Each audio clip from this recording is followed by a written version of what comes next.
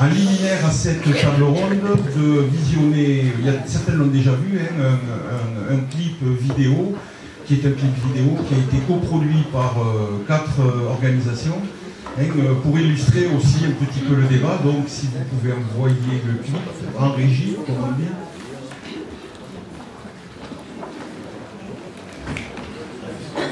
Donc ta gueule, c'est l'arabe. Dans son pays, ça bouille. Devant mes enfants. C'est tout le temps pourri. Chinto, Paul, franchement, ils sont beaux. Ils m'ont entouré, et là ils ont commencé à m'insulter. Sale juif, toi et ta famille, vous n'êtes que des sales juifs, plein de fric. Vous savez, c'est pas facile d'entendre tout le temps que nous, les Roses, on n'est que des voleurs. Ils m'ont dit, ça la français. Mais tu la France? Il me dit, je suis pas français. Je lui dis, mais si, je suis français. Il me dit, bah non, c'est pas possible parce que c'est noir. Non mais sale polac, vous vous rendez compte? Sale, il m'a traité de sale polac. Tu prends l'accent noir pour me parler. On fait des cris de sage. Ah, et puis c'est pour notre faute. C'est à cause des juifs, c'est tous ces problèmes. Ils vont tous nous tuer. Je suis de la couleur de ceux qu'on persécute. Je suis de la couleur Je suis de la couleur de ceux qu'on persécute. Donc ferme ta gueule, c'est l'arabe.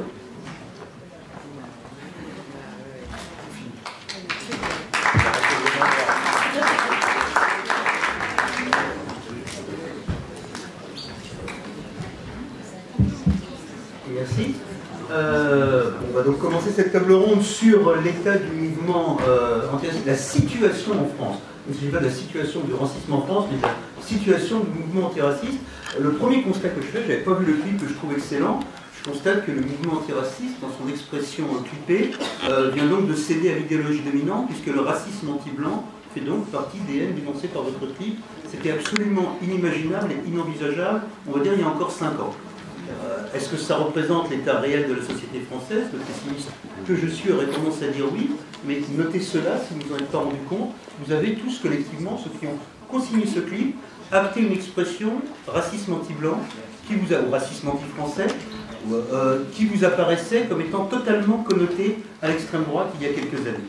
Soit vous étiez irénique il y a quelques années, soit les choses ont changé, soit, mon Dieu, comme dirait Alain Finkielkraut, qui n'est pas le bienvenu ici, puisqu'il n'est pas là, il arrive que la réalité ne soit pas celle que nous souhaitons. Voilà. Ayant fait le malin, mais ça compte quand même, je vais donc lancer cette table ronde. Je suis venu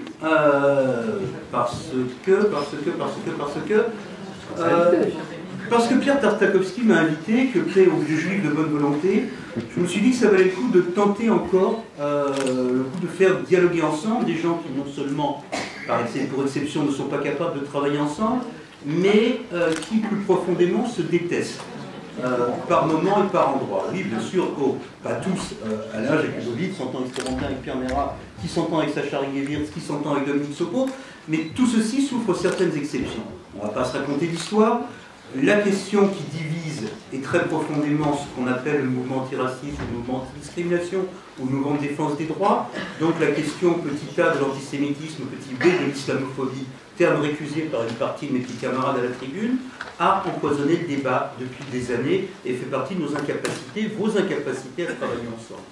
Ayant été comme journaliste dans les années 2000, un des premiers, on était quelques-uns à écrire souvent dans le Nouvel Observateur sur ce qu'on appelait d'une mauvaise expression réductrice le nouvel antisémitisme, c'est-à-dire cet antisémitisme physique et violent qui pouvait naître dans les quartiers dits populaires, dans les communautés, dans une partie des communautés stigmatisées de la société française. Ayant été ce même journaliste, sans l'oublier de ce que j'avais écrit auparavant, un des rares à avoir estimé dans un livre que le préjugé anti-musulman ou l'islamophobie, ou le refus d'admettre la part musulmane de la société française était ce qui nous bloquait, je me suis dit que j'allais encore essayer de vous faire travailler ensemble. Pierre Tartakovsky, on n'est pas d'accord sur tout le temps, tout le monde, mais enfin on fait partie de ceux qui ont envie d'essayer. Je sais qu'il n'y a pas beaucoup de temps, donc je vais faire le plus court possible, mais vous connaissez tous cela, la situation préexistante. Ma seule thématique est combien de temps, messieurs, il y a que des hommes, allez-vous continuer vos conneries? C'est facile. Et c'est de la sociologie, mais l'homme est une femme qui s'ignore.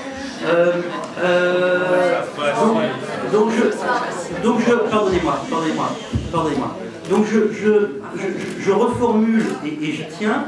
Messieurs, combien de temps allez-vous continuer vos conneries à l'heure où la société française est en train de s'abandonner pour toute ou partie, pour grande partie, on va dire, de sa jeunesse, et pour grande partie de son électorat, à l'imbécilité du Front National, et quand toute ou partie de la classe politique traditionnelle, effectivement, adopte les codes, les visions, les représentations de pensée, notamment sur la question musulmane, mais pas seulement, qui est venue de l'extrême droite, que l'extrême droite s'est appropriée.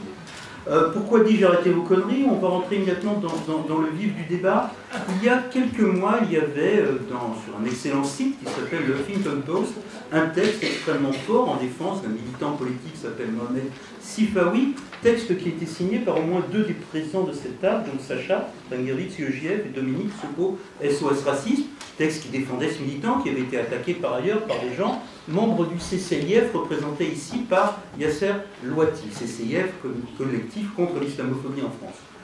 Dans ce texte, et on peut discuter de tout et des origines, vous écriviez, Sacha et Dominique, que le CCIF avait montré son véritable visage, c'est-à-dire celui en gros de représentant des frères musulmans en France qu'il fallait combattre. Par ailleurs, vous, Yasser, au CCIF, ne ménagez pas des mots d'une extrême dureté sur ce que vous appelez le mouvement antiraciste traditionnel, dont vous considérez, partiellement à tort, et partiellement vous avez peut-être vos raisons, qu'il a trahi sa cause, notamment par rapport aux populations musulmanes d'origine musulmane. Donc la question peut s'adresser à Yasser, comme à Sacha, comme à Dominique. Qu'est-ce que vous avez à faire ensemble, vous tous les trois? On parlera ensuite avec Alain, avec Pierre et avec Pierre. Mais qu'est-ce que vous avez à en faire et à quel moment êtes-vous capable de sortir de cette guerre, ou si elle est essentielle, ce que je peux comprendre aussi, nous n'avons pas grand objet à nous réunir ici ce soir. Dominique, si tu veux, tu es un de ceux que je connais depuis le plus longtemps ici, on ne va pas faire semblant de pas s'y connaître. Bonjour. Ouais, après Yasser, après Sacha et on va dire. Bon. Guerre, en l'occurrence, il s'agissait, pour remettre dans le contexte d'une réponse qui était faite suite à des mots du CCIF sur Mohamed Sifawi, dont on pouvait estimer que cela était assez menaçant. Or, il s'agit d'une personne qui est sous protection policière parce que mener un combat contre l'islam politique ou même l'islamisme plus particulièrement, et que donc il était parfaitement inélégant et même extrêmement grave de cibler une personne comme celle-là, non pas qu'on ne puisse pas critiquer les personnes, parce que toute personne est critiquable, il y a quand même des limites à ne pas dépasser. Deuxième élément, qu'est-ce que l'on a à faire ensemble? Bah, ça dépend sur quelle base. Je veux dire, il est toujours possible de travailler ensemble à partir du moment, et je pense que c'est un des éléments forts d'une série d'organisations qui sont ici présentes, à partir du moment où on se situe dans une démarche qui peut accéder à l'universalisme, qui est fortement décrié depuis quelques années parfois par des organisations comme étant une sorte de naïveté.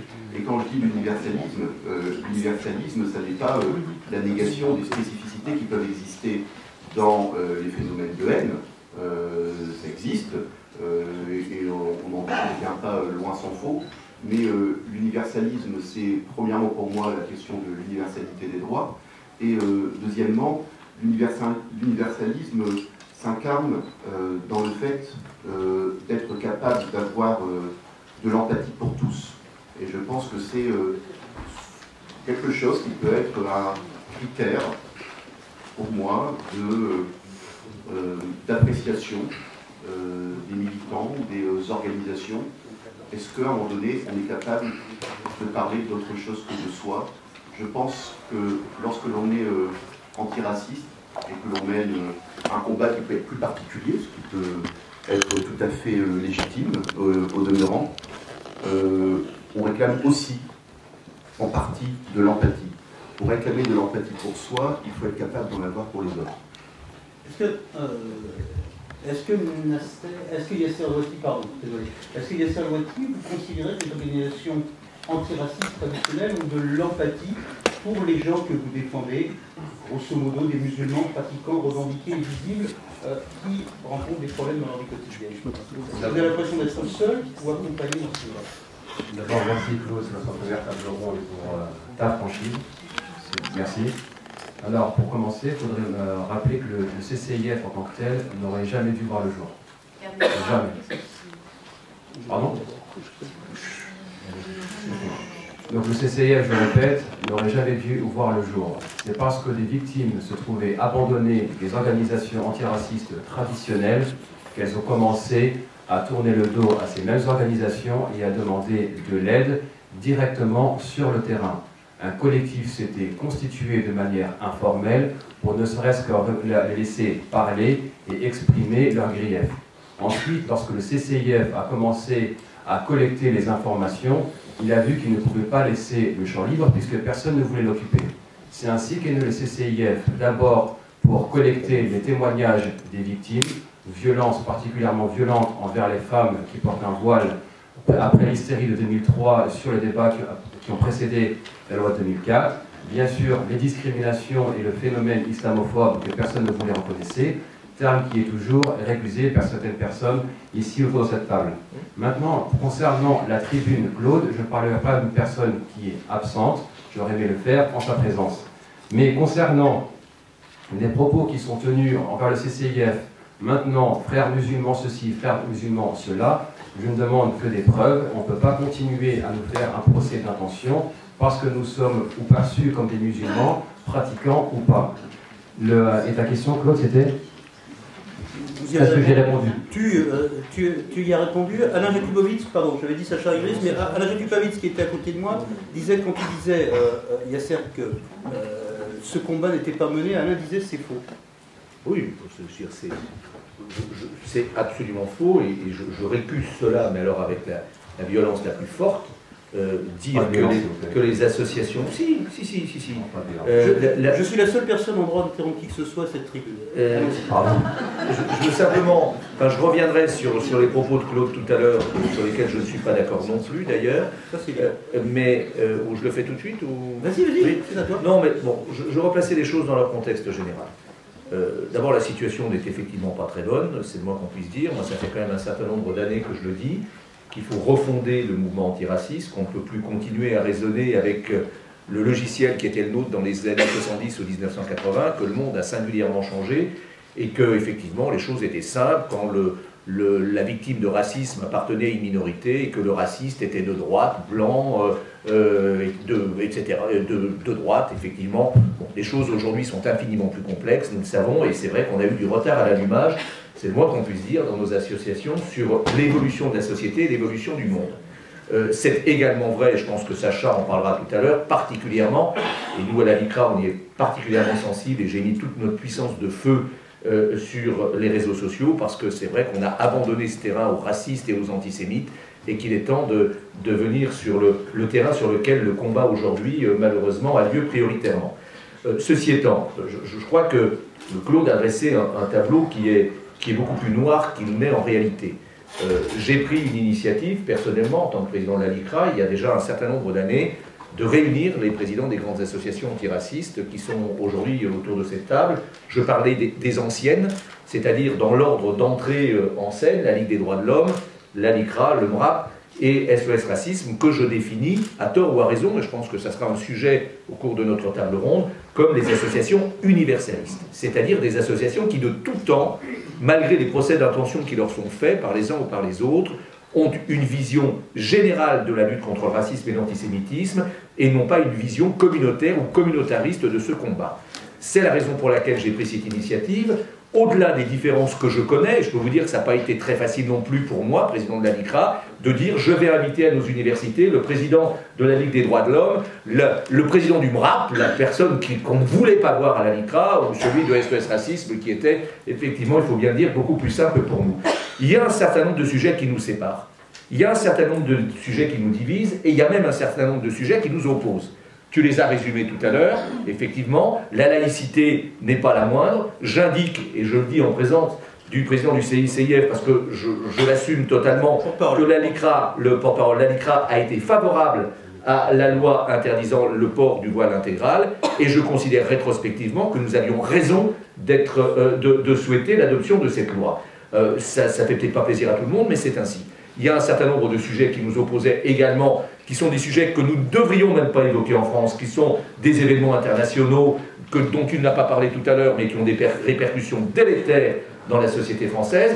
Et puisque tout à l'heure, je ne sais plus qui, je crois que c'est toi qui le disais, on doit parler de tout et on doit savoir parler de tout, on doit aussi pouvoir parler de tout. Donc ce que je veux dire, et je reviens d'ailleurs sur le clip, pour dire que ce clip va au-delà d'un clip, c'est une campagne qui est une campagne grande cause nationale, qui réunit effectivement ces grandes associations, qui montrent qu'aujourd'hui, au-delà des sujets qui nous divisent, voire qui nous opposent, il y a surtout l'essentiel qui nous réunit, qui est le combat contre le racisme et l'antisémitisme. Non, c'est moi, parce que je suis en train d'interrompre. Donc deux questions, je reprends mais je dois sur victime abandonnée, je veux quand même en parler. Mais on va revenir. Rapidement, sur le mot qu'employait Dominique il y a un instant, qui est celui de l'empathie, et sur le clip. J'avais relevé qu'on parlait du racisme anti-blanc. Je voudrais que tu me répondes là-dessus, ça n'existait pas auparavant. Deux, l'intervention d'Yasser me le rappelle, je n'ai pas vu de musulman visible, même si ce n'est pas une race, mais une catégorie, comme soldat de première classe, où quelqu'un s'estimant discriminé eu égard à sa religion ou à la manifestation de sa religion, ça n'existe pas. Est-ce que toi, président de la LICRA, et progressiste et vrai libéral, au sens noble du terme, tu ressens de l'empathie pour ces gens, ces femmes barbus, voilées, je ne parle pas de niqab, qui sont regardés de travers et au-delà aujourd'hui en France? Et pourquoi la LICRA n'est-elle pas capable de prendre cela en compte, elle qui a été créée il y a des années pour s'occuper de ceux dont on ne s'occupait pas? Mais ce qui vient d'être dit est une contre-vérité contre laquelle je m'élève, mais alors effectivement avec force. Où est-ce que tu vas chercher une ineptie pareille? C'est une ineptie.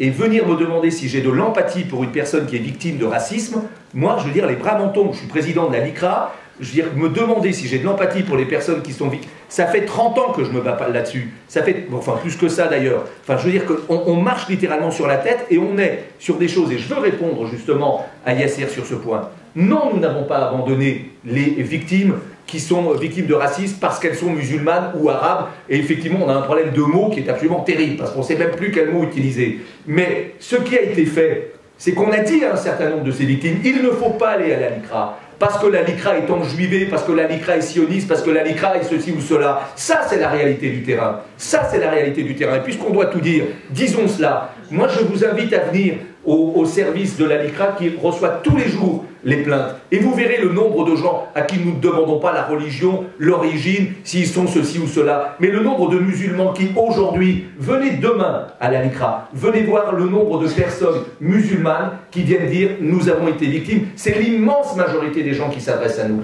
L'immense majorité des gens qui s'adressent à nous. Alors au lieu de critiquer quelque chose que vous ne connaissez pas, parce que cette réalité, vous ne la connaissez pas, parce qu'au contraire, un certain nombre d'associations dont vous êtes ont monté les uns contre les autres, ont divisé les gens. Au lieu d'être dans un mouvement universel, on est dans une situation surréaliste, au terme de laquelle, aujourd'hui, quand un noir est victime de racisme, c'est les associations noires qui doivent être devant. Quand c'est un musulman, c'est les associations musulmanes qui doivent être devant. Quand c'est un juif, ça doit être les associations juives qui sont devant. C'est un non-sens. C'est un non-sens. Et cela, nous le combattons et je n'accepte pas. Et c'est la raison pour laquelle je hausse le ton. Je n'accepte pas ce procès qui est fait au mouvement antiraciste en général et à la LICRA en particulier parce que c'est faux. Non, je ne pense pas qu'on soit d'accord, c'est un grand avocat, c'est un copain. On n'y arrivera pas. Yasser, vous répondez très rapidement, non pas sur l'historicité, ça on a compris vos différents points de vue, mais sur l'invitation. Est-ce que demain, le CCIF peut venir travailler avec la LICRA pour regarder si des musulmans discriminés parce que musulmans... Demain, il ne peut pas y venir à la LICRA pour voir comment on travaille. C'est ce que je disais, est-ce que demain, le CCIF peut venir à la LICRA? Demain, il ne peut pas circuler. Demain, il ne peut pas. S'il vous plaît, ça m'intéresse d'avancer. Est-ce que c'est envisageable, ou là on est dans des effets de tribune, et ça n'arrivera pas? Pardon. Le CCIF n'est pas venu pour régler les comptes, ni pour faire un... Voilà. Donc le CCIF, lui, il travaillera avec toutes les organisations antiracistes et espère que prochainement, on aura un front antiraciste commun, vraiment efficace, parce que je viens d'une génération qui a regardé malheureusement toutes ces associations en disant, excusez-moi, je vais être brutal, mais elles servent à quoi? C'est ma génération, quand j'étais à la fac et que je voyais des petits stands d'organisations X ou Y, je me disais, Mais sur le terrain, on vous voit par vous voit à la télévision, c'est bien, le racisme c'est pas bien, les racistes sont moches, mais après, on n'a pas déconstruit la rhétorique raciste, on n'a pas eu un contre-discours qui a su faire face à cette vague néo-réac, et malheureusement, je parle pour ma génération et pour ceux qui étaient à la fac dans les années 2000. Malheureusement, j'espère qu'on pourra aller au-delà de nos différences. Le but, c'est pas qu'on soit d'accord sur tout, et j'espère qu'on ne le sera pas. J'ai pas envie qu'on ait un effet de groupe pour se dire super, super, on a réussi. Non, on a des différences, on en aura encore, mais j'espère qu'on pourra travailler ensemble dans un futur proche. Merci. Ah non, non, c'est pareil. C'est pareil. J'interdis pour l'un, j'interdis pour l'autre. On n'y arrive pas. Sérieusement, vous applaudirez tout le monde après. Juste une chose, parce que vous n'avez pas tout. Quand sur la dernière intervention des Salvati, Alain Jakubovic disait « ça je peux entendre, voyons on progresse ».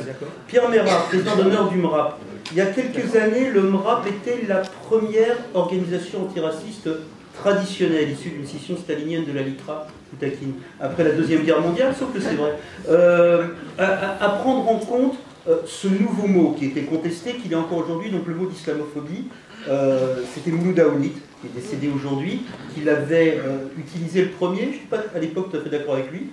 Il avait sans doute raison contre moi, ce qui n'a qu'une importance anecdotique, je tenais à vous le dire. Est-ce qu'il est possible, à l'intérieur d'une même organisation, de tenir ce combat contre la discrimination spécifique que subiraient des musulmans et être sur les champs traditionnels, notamment le champ de l'antisémitisme, sachant que les formes de l'antisémitisme, y compris violent, et d'abord violent, ont terriblement évolué depuis des années.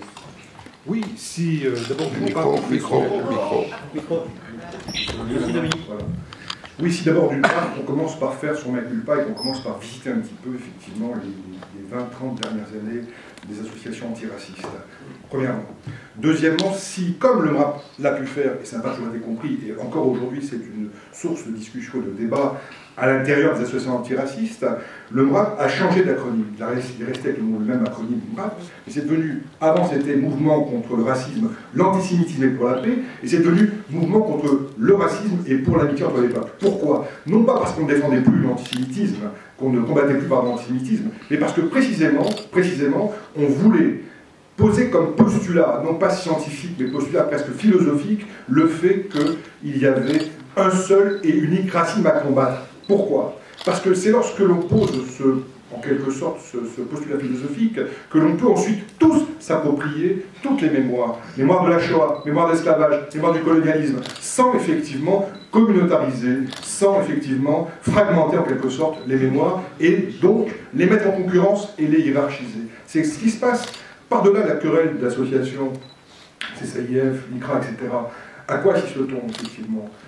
Un rejet, il y a eu un rejet pendant des années, une discrimination absolument extrêmement forte des arabo-musulmans, sans qu'il y ait une réaction qui permette d'impacter et de minimiser et de combattre ces discriminations. À tel point que effectivement, comme la République est rejetée, quand on n'est pas aimé de la République, on va voir ailleurs. Et c'est aussi un des problèmes et un des débats qui se posent aujourd'hui, qui a été évoqué ce matin avec Fassin sur Exhibit B. Est-ce qu'on communautarise les mémoires? Est-ce qu'on communautarise les combats? Est-ce que, effectivement, comme l'a dit à l'instant, et je l'approuve totalement, Alain, il faut être noir pour défendre les noirs, il faut être juif pour défendre les juifs, il faut être musulman pour défendre les musulmans. C'est toute la problématique aujourd'hui du combat antiraciste, de l'universalisme. Alors c'est un mot, effectivement, qui peut-être est un joli mot, mais qui n'a pas de résonance concrète dans les combats d'aujourd'hui. C'est ça notre problème, c'est qu'il n'y a pas de résonance concrète dans les combats d'aujourd'hui, c'est que tout le monde ne s'approprie pas effectivement cet universalisme, et que ceux qui s'inscrivent dans des combats communautaires, ils défendent effectivement, par le prisme de leur communauté, de leur communautarisme, ils défendent effectivement les combats qu'ils soutiennent dans l'objet de leur association, mais ils ne défendent pas effectivement la lutte contre le racisme dans son intégralité et dans son universalisme. Question de relance. En quoi une discrimination qui s'adresserait spécifiquement à une femme parce qu'elle porte un voile, ou à un juif qui voudrait manger cachère, qui serait réputé soutien de Netanyahou, en quoi cette discrimination-là relève du racisme? C'est une déclinaison du racisme. C'est une déclinaison du racisme.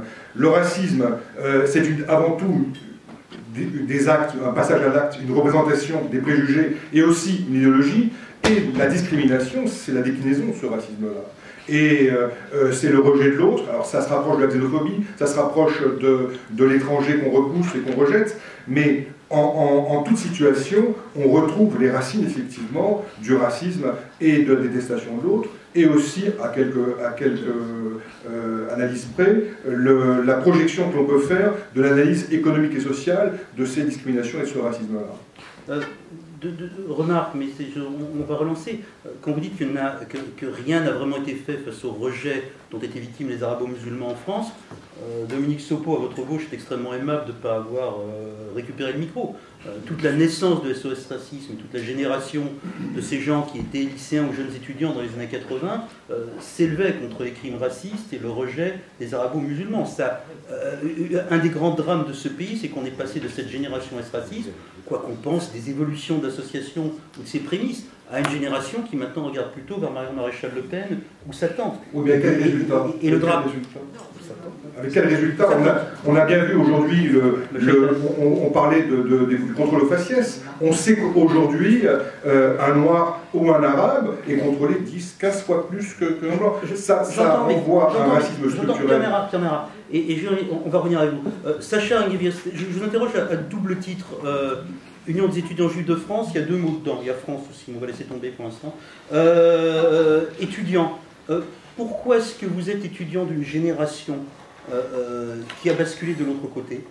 Pourquoi est-ce qu'on est passé, quand vous regardez l'histoire de votre organisation et l'histoire de votre génération, pourquoi est-ce que vos contemporains, entre un quart et un tiers, regardent vers Marine Le Pen et au-delà? Ce n'était absolument pas le cas de vos prédécesseurs qui ont contribué à fonder SOS Racisme, première chose.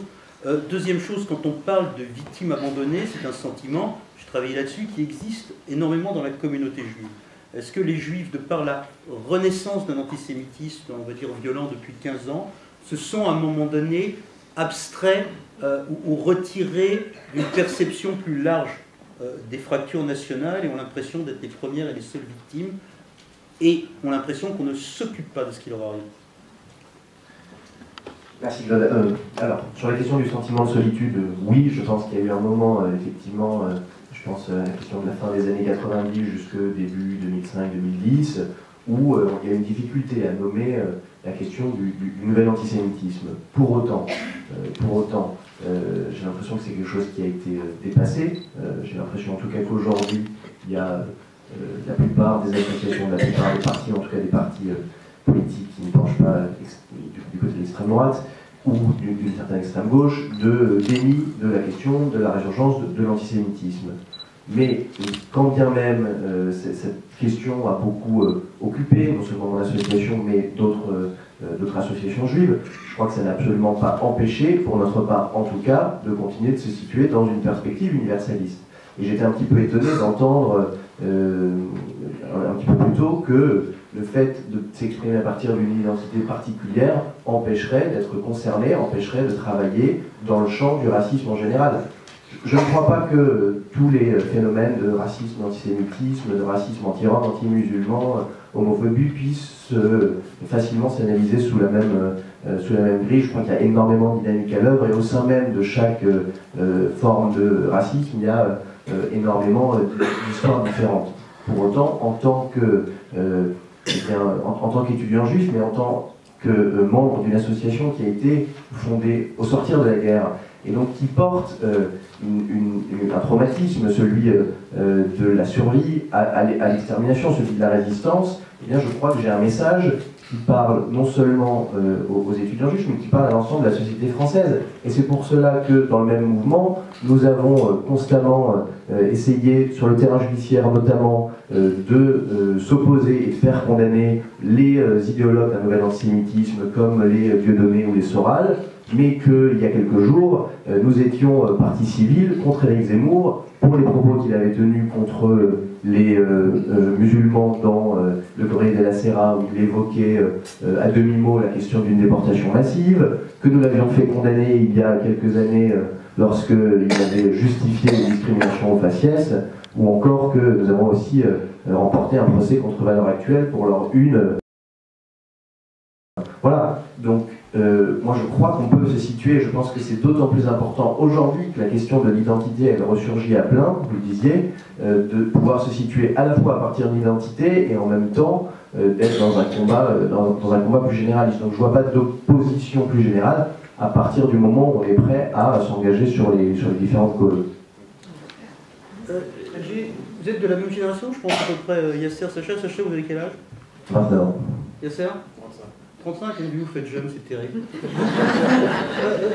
De manière symbolique, on a tous ça en tête, vous êtes aux deux extrémités de la table. Il y a responsable du placement.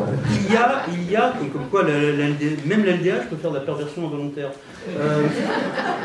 Sérieusement, je voudrais vous fait de nous les êtres humains. J'avais il y a quelques années organisé une rencontre entre un de vos prédécesseurs, Sacha, et Marwan Mohamed, qui était un de vos prédécesseurs également, qui était porte-parole du CCIF, pour essayer de voir si UEJF et CCIF seraient capables d'avancer ensemble. C'est dans la foulée des polémiques sur le halal qui avait dérivé sur des polémiques sur le kasher. Les terriblement religieux dans cette salle, et je m'en excuse auprès des grands ancêtres de la LDH.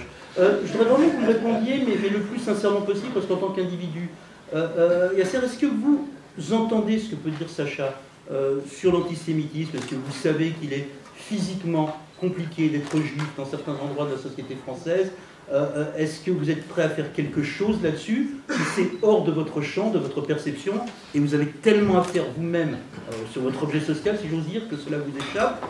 Même question, Sacha, pas sur le fait de faire condamner Soral, de donner aux Zemmour ou valeurs actuelles, ils sont commodes, mais sur le quotidien irritant, fatigant de gens qui sont musulmans revendiqués en France. Yasser d'abord, Sacha après. Alors, la question c'est Yasser en tant qu'individu ou porte-parole du CCIF? Ou les deux? Les deux, mon général.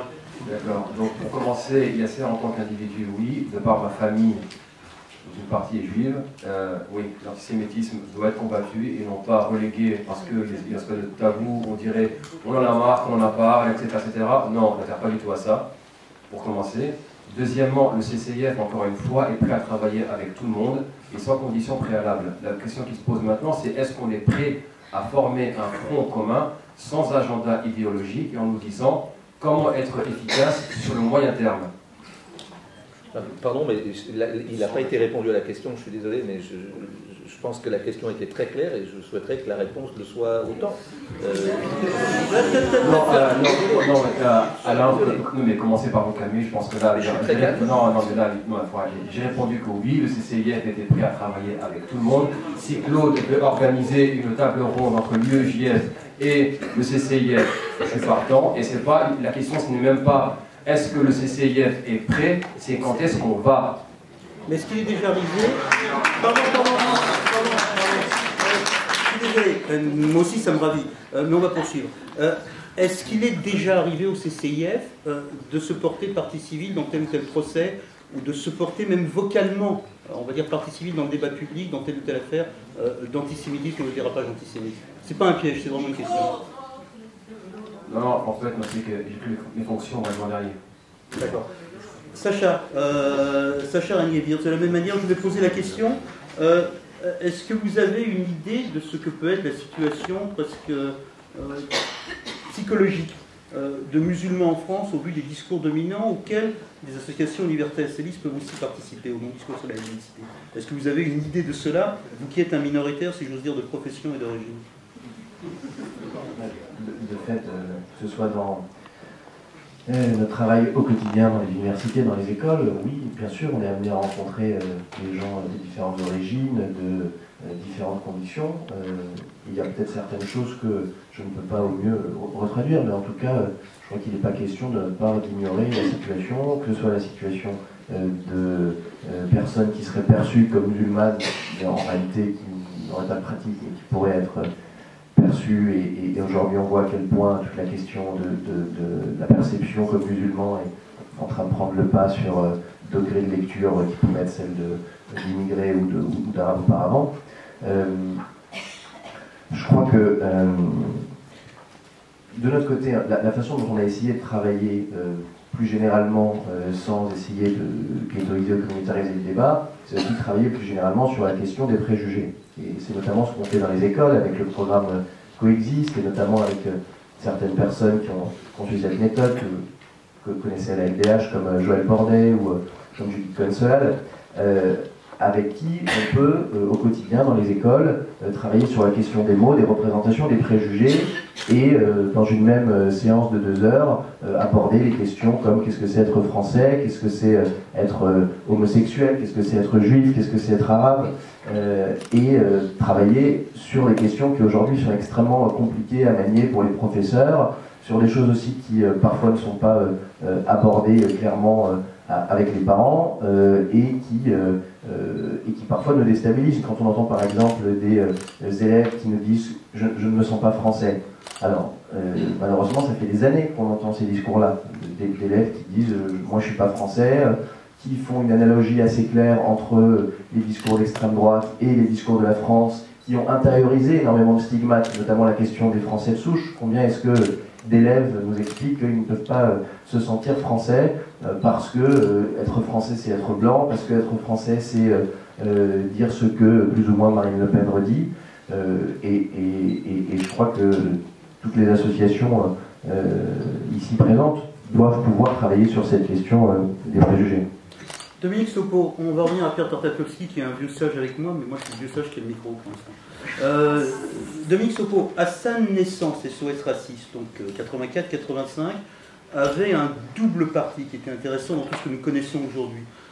Premier parti, il y avait dans SOS Racisme un alliage de militants politiques venus de l'extrême gauche et passés au PS, de militants politiques juifs, l'UJF en tant que tel, de militants politiques issus pour partie de ce qu'on avait appelé, je mets les guillemets, la marche des beurs, ou la marche pour l'égalité de 1983. C'est-à-dire que les gens arrivaient en revendiquant, en assumant leurs origines, et dans le même temps prétendaient les dépasser. Autre parti pris de l'époque, il était interdit, parce que par consensus et par commodité, et par choix politique, d'évoquer le conflit magique, le conflit israélo-palestinien, le conflit du Proche-Orient. Est-ce que ce parti pris qui était celui de SOS est encore tenable aujourd'hui? Le CCIF, on en reviendra, s'inscrit presque naturellement dans une mouvance qui a de la sympathie pour la cause palestinienne. L'ALICRA, presque historiquement et culturellement, s'inscrit dans une mouvance qui a de la sympathie pour le destin israélien. Est-ce qu'il est possible aujourd'hui, encore comme vous le faisiez dans SOS, de faire la soustraction de ce conflit qui ne nous est plus du tout étranger, et on va éviter les mots absolument mous d'importer le conflit du Proche-Orient en France, ça y est déjà dans les têtes et dans les cœurs. Est-ce qu'on peut reproduire cela aujourd'hui ou est-ce qu'on doit le faire? Faire quoi? Refuser de parler du conflit israélo-palestinien, est-ce qu'on peut s'en abstraire aujourd'hui et est-ce qu'on peut reconstruire un mouvement anti-discrimination, anti-racisme, anti-haine aujourd'hui sans faire cette soustraction-là? Comment dire, SOS Racisme, d'abord historiquement, c'est pas tellement qu'il n'y avait pas d'évocation sur du conflit israélo-palestinien, c'était on est pour 2 peuples, 2 États, et ça s'arrêtait à peu près là. Bon, plutôt d'ailleurs tout le temps, effectivement, le parti pris de SOS, mais je vais quand même revenir sur la question du conflit israélo-palestinien, parce que on peut s'intéresser à des conflits pour plein de bonnes raisons, on peut aussi s'y intéresser pour beaucoup de mauvaises raisons. Et je pense qu'une des problématiques du conflit israélo-palestinien, c'est également que ça sert parfois de déplacement. Et c'est quelque chose d'assez terrible, je vois parfois dans les quartiers populaires la façon dont le conflit israélo-palestinien et la question des Palestiniens est une façon de parler de soi. Mais en fait, c'est compliqué de dire aussi qu'on est victime dans la société, qu'on est écrasé par la société. Et je pense qu'il faut faire extrêmement attention parce que s'il y a des objets qui sont des objets qui peuvent provoquer un déplacement par rapport à sa situation personnelle dans la société, le problème c'est que le combat d'émancipation, le combat pour l'égalité, de fait n'est pas vraiment mené puisque en fait il est dérivé vers autre chose qui vient faire obstacle à l'évocation des problématiques que l'on vit dans la société. Donc, moi, pour revenir sur la question des débuts de SOS, je pense aussi qu'il y a une différence par rapport à aujourd'hui, et qui n'a, en tout cas une dynamique qui n'a pas été suffisamment travaillée, c'est que je pense que dans les débuts de SOS, quand on dit symboliquement, c'est une alliance, on va dire, entre plutôt des juifs séfarades et des arabes, en tout cas dans la représentation des arabes de culture musulmane, qui était, je pense aussi, fortement marquée par une nostalgie de l'exil et aussi par une solidarité d'être des personnes issues d'un exil assez récent. Je pense que ce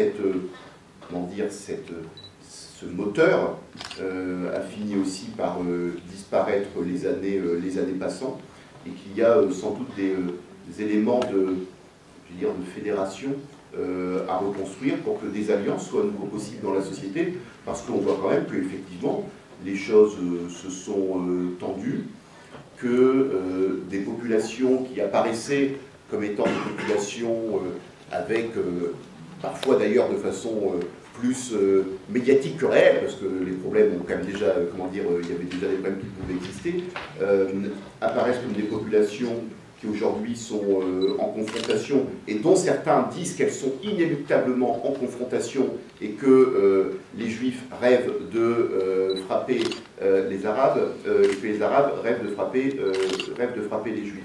Et je pense que c'est aussi de cela dont il faut sortir, parce qu'une des problématiques qui est évoquée, et je rebondis sur ce que disait Alain tout à l'heure, c'est quand même que tu disais, oui, on vous accuse, les organisations antiracistes traditionnelles ou universalistes, de ne pas avoir d'empathie pour les personnes de confession musulmane. Mais si tu prends des juifs extrémistes, ils vont nous accuser de ne pas avoir d'empathie pour les juifs, en disant que de toute façon nous sommes même des gens qui mettons en danger les juifs. Si tu prends effectivement des personnes qui sont extrémistes du côté arabo-musulman, mais nous sommes évidemment d'horribles sionistes aux mains d'un complot absolument terrifiant, etc., etc. Et si on prend par ailleurs dans la revendication identitaire blanche, évidemment, nous sommes pour le grand remplacement et nous œuvrons au grand génocide du peuple français blanc et chrétien pour remplacer par des personnes d'origine maghrébine et africaine, de préférence de confession musulmane, et encore mieux, sans doute, potentiels terroristes. Or, comme je dis souvent, on ne peut pas être tout ça à la fois. Au moins, on peut se mettre d'accord sur ça, c'est compliqué d'être tout ça en même temps. Donc, en fait, le point commun que j'y vois, c'est que c'est l'attaque contre l'espace du vivre ensemble. Parce que c'est pas évident aujourd'hui de vivre ensemble. Et parce que ça demande aussi un effort de chacun, parce qu'on voit bien cette montée des questions identitaires extrêmement puissantes, et que, évidemment, la gêne dans la montée des éléments identitaires, c'est aussi ceux qui, symboliquement, représente l'espace du vivre ensemble, avec toute une série de défauts, toute une série de manques, évidemment, pour ces organisations. Et je pense que, parce que c'est marrant, parce que ces types de débats, mais alors là, pour eux, vous faites assez, pour eux, vous faites assez, en fait, on peut les avoir, comment dire, de façon saucissonnée sur toute une série d'interpellations concernant à chaque fois des populations en particulier, avec des expressions d'un radicalisme qui prétend représenter ceux qui ont été oubliés. Je pense que la France est dans une situation où il faudrait qu'elle retrouve une dynamique, et ça c'est aussi le travail des organisations antiracistes, et en partie leur difficulté, même leur échec sur les dernières années, de comment on reconstruit un espace du vivre ensemble qui nous fait aussi sortir de cette, de cette folie identitaire qui peut parfois s'emparer de la société ou de certaines organisations. Il y a 2-3 ans, le CCIF avait lancé une campagne d'affichage qui s'appelait « Nous sommes », je pense au contrôle, nous sommes aussi la nation. On voyait sur reproduction, parodie des grands tableaux de la Révolution de David, traître qui est passé à Napoléon après, des hommes barbus et des femmes voilées, une immense scène-là. Est-ce que cette idée, la question est encore à Dominique Saupois, quand on va rebondir, nous sommes aussi à la nation, et dans la nation, il y a les femmes voilées et il y a les salafkétistes. Vous agréez ? De toute façon, vous savez, dans une nation, il y a... Parce que quand tu dis vous agréez, est-ce que ça me gênerait des femmes voilées dans l'espace public ? Non, les femmes ont le droit d'être voilées dans l'espace public. Il y a une loi qui interdit à l'école, et je trouve que c'est bien au demeurant. Pour le reste, je ne suis pas sur cette dynamique qui consisterait, j'allais dire secteur par secteur, à vouloir faire la chasse aux femmes voilées. Alors je t'interromps encore, je poursuis. Il y a une entreprise qui a été érigée comme modèle par le gouvernement progressiste qui est le nôtre aujourd'hui. Elle s'appelle Paprex, une entreprise qui fait du recyclage notamment en Seine-Saint-Denis. Elle a été érigée comme modèle parce que c'est une entreprise qui effectivement recrute dans la diversité. Elle a le label antiraciste. Dans le même temps, elle a élaboré en son sein une charte de la laïcité qui interdit de facto à un juif en papillote, en kippa ou à une femme portant un voile d'y travailler, sauf à faire sa soustraction. Cette charte a d'ailleurs été votée à 100% du personnel, ce qui montre à quel point la consultation a été démocratique. Camarades, est-ce que ce modèle-là, comment est-ce qu'on fait la transition, comment est-ce qu'on fait la transition culturelle et comment est-ce qu'on fait, tu es enseignant, quand le modèle de diversité pose en même temps un paradigme d'exclusion? C'est-à-dire que si je suis un juif en kippa, je ne peux pas travailler chez Patrick. Ah oui, d'accord. D'abord, il y a quand même la référence à la loi, quand même. Je ne sais pas, en l'occurrence, je sens que Pierre est sceptique sur ce qui s'est passé à Paprec, sur le processus. Pour le coup, je ne connais pas comment le processus s'est déroulé. Mais ce qui m'intéresse, c'est que ça a été montré en modèle, le président de la République y est allé. C'est ce modèle-là que j'interprète. Non, mais bien sûr. Il y a en France, je pense, l'utilisation aussi parfois de la laïcité à des fins qui sont des fins qui ne sont pas bienveillantes. Je ne parle pas spécifiquement de la question de Paprec, que je ne connais pas suffisamment, mais il faut, vous savez, même sur la question du voile à l'école et sur toute une série de positionnements sur la laïcité, je pense que la question n'est pas simplement la mesure qui est prise, qui serait la mesure notamment d'interdiction de porter des signes religieux. Ce qui est extrêmement important, c'est comment cela est reçu, et est-ce que les gens pensent que c'est une mesure qui est effectivement une mesure dont on peut dire qu'elle favorise le vivre ensemble, qu'elle évite des tensions dans tel ou tel type d'espace, ou est-ce que les gens ont l'impression que c'est une source de stigmatisation et qu'en fait, une fois que ça aura été obtenu, il faudra autre chose. Et je parle en disant ça, notamment de la loi de 2004. Nous avions... La loi de 2004 portant interdiction des signes religieux à l'école. Je pense qu'on est sur une loi qui, quelque part, est une forme de deal où la République dit, bon voilà, voilà ce qu'on va faire et on s'en arrêtera là. Et moi, je trouve qu'il est extrêmement dangereux, par la suite, d'ouvrir toute une série de débats, disant, oui, donc, ok, on a obtenu ça, maintenant il faut ça, maintenant il faut ça, maintenant il faut ça, maintenant il faut ça. Parce que finalement, les gens peuvent légitimement douter de ce que cela signifie d'utiliser la question de la laïcité, puisque des gens peuvent se dire que finalement, la question de la laïcité peut être utilisée de façon extrêmement réactionnaire, pour cibler des personnes en particulier, et évidemment les personnes de confession musulmane plutôt. Et on voit bien comment la question de la laïcité, malheureusement dans l'espace public, est aujourd'hui préemptée par le camp le plus réactionnaire qui puisse exister. Même le Front National, utilise la notion de laïcité. Et là, je pense qu'il y a quand même un problème, d'abord de perversion dans l'utilisation de cette thématique, évidemment, et deuxièmement, l'importance pour les responsables politiques de faire aussi la démonstration qu'ils sont bienveillants vis-à-vis de tous les enfants de la République. Tous les enfants de la République, ce sont vraiment tous les enfants de la République. À partir du moment où les gens ne sentent pas de bienveillance, évidemment, là, ça devient extrêmement compliqué, parce que n'importe quelle mesure va être vue avec une défiance extrêmement forte. D'ailleurs, les questions même les questions de voile, si il y avait une bienveillance ressentie en disant finalement ok c'est pour l'émancipation des gens, etc. Alors il y a toute une série de réseaux qui de toute façon seraient dans l'hystérie parce qu'ils ne sont pas sur des dynamiques d'émancipation mais sur des dynamiques d'enfermement communautaire en l'occurrence.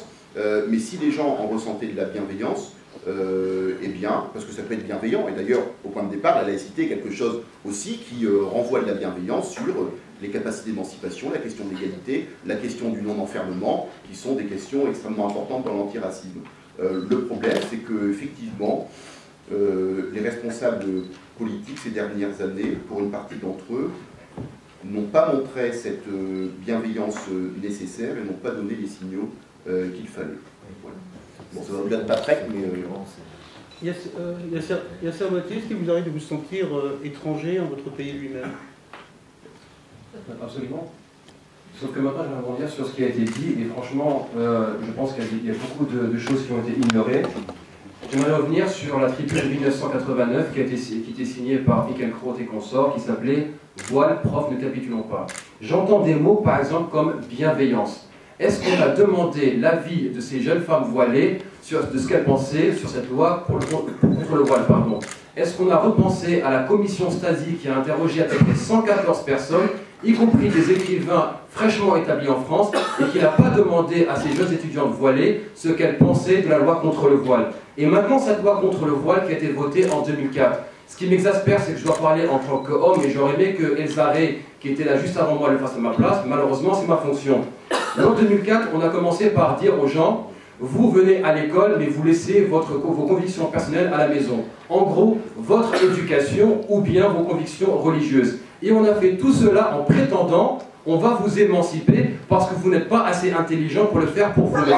Maintenant, on a lancé un cycle d'exclusion et on voit bien que le CCIF, lorsqu'il a dit « faites attention avec cette loi, on va ouvrir un cycle infernal ». On a commencé par interdire le voile à l'école, puis c'était les nounous voilés, puis c'était les mamans voilées, puis c'était les accompagnements scolaires. Maintenant, on a mis en sourdine le débat du voile à l'université. Est-ce qu'on se rend compte un instant qu'on a mis des femmes en état de mort sociale, je dis bien en état de mort sociale, à cause d'un bout de tissu sur leur tête, et qu'à chaque fois qu'on parle d'elles, elles ne sont pas là pour parler.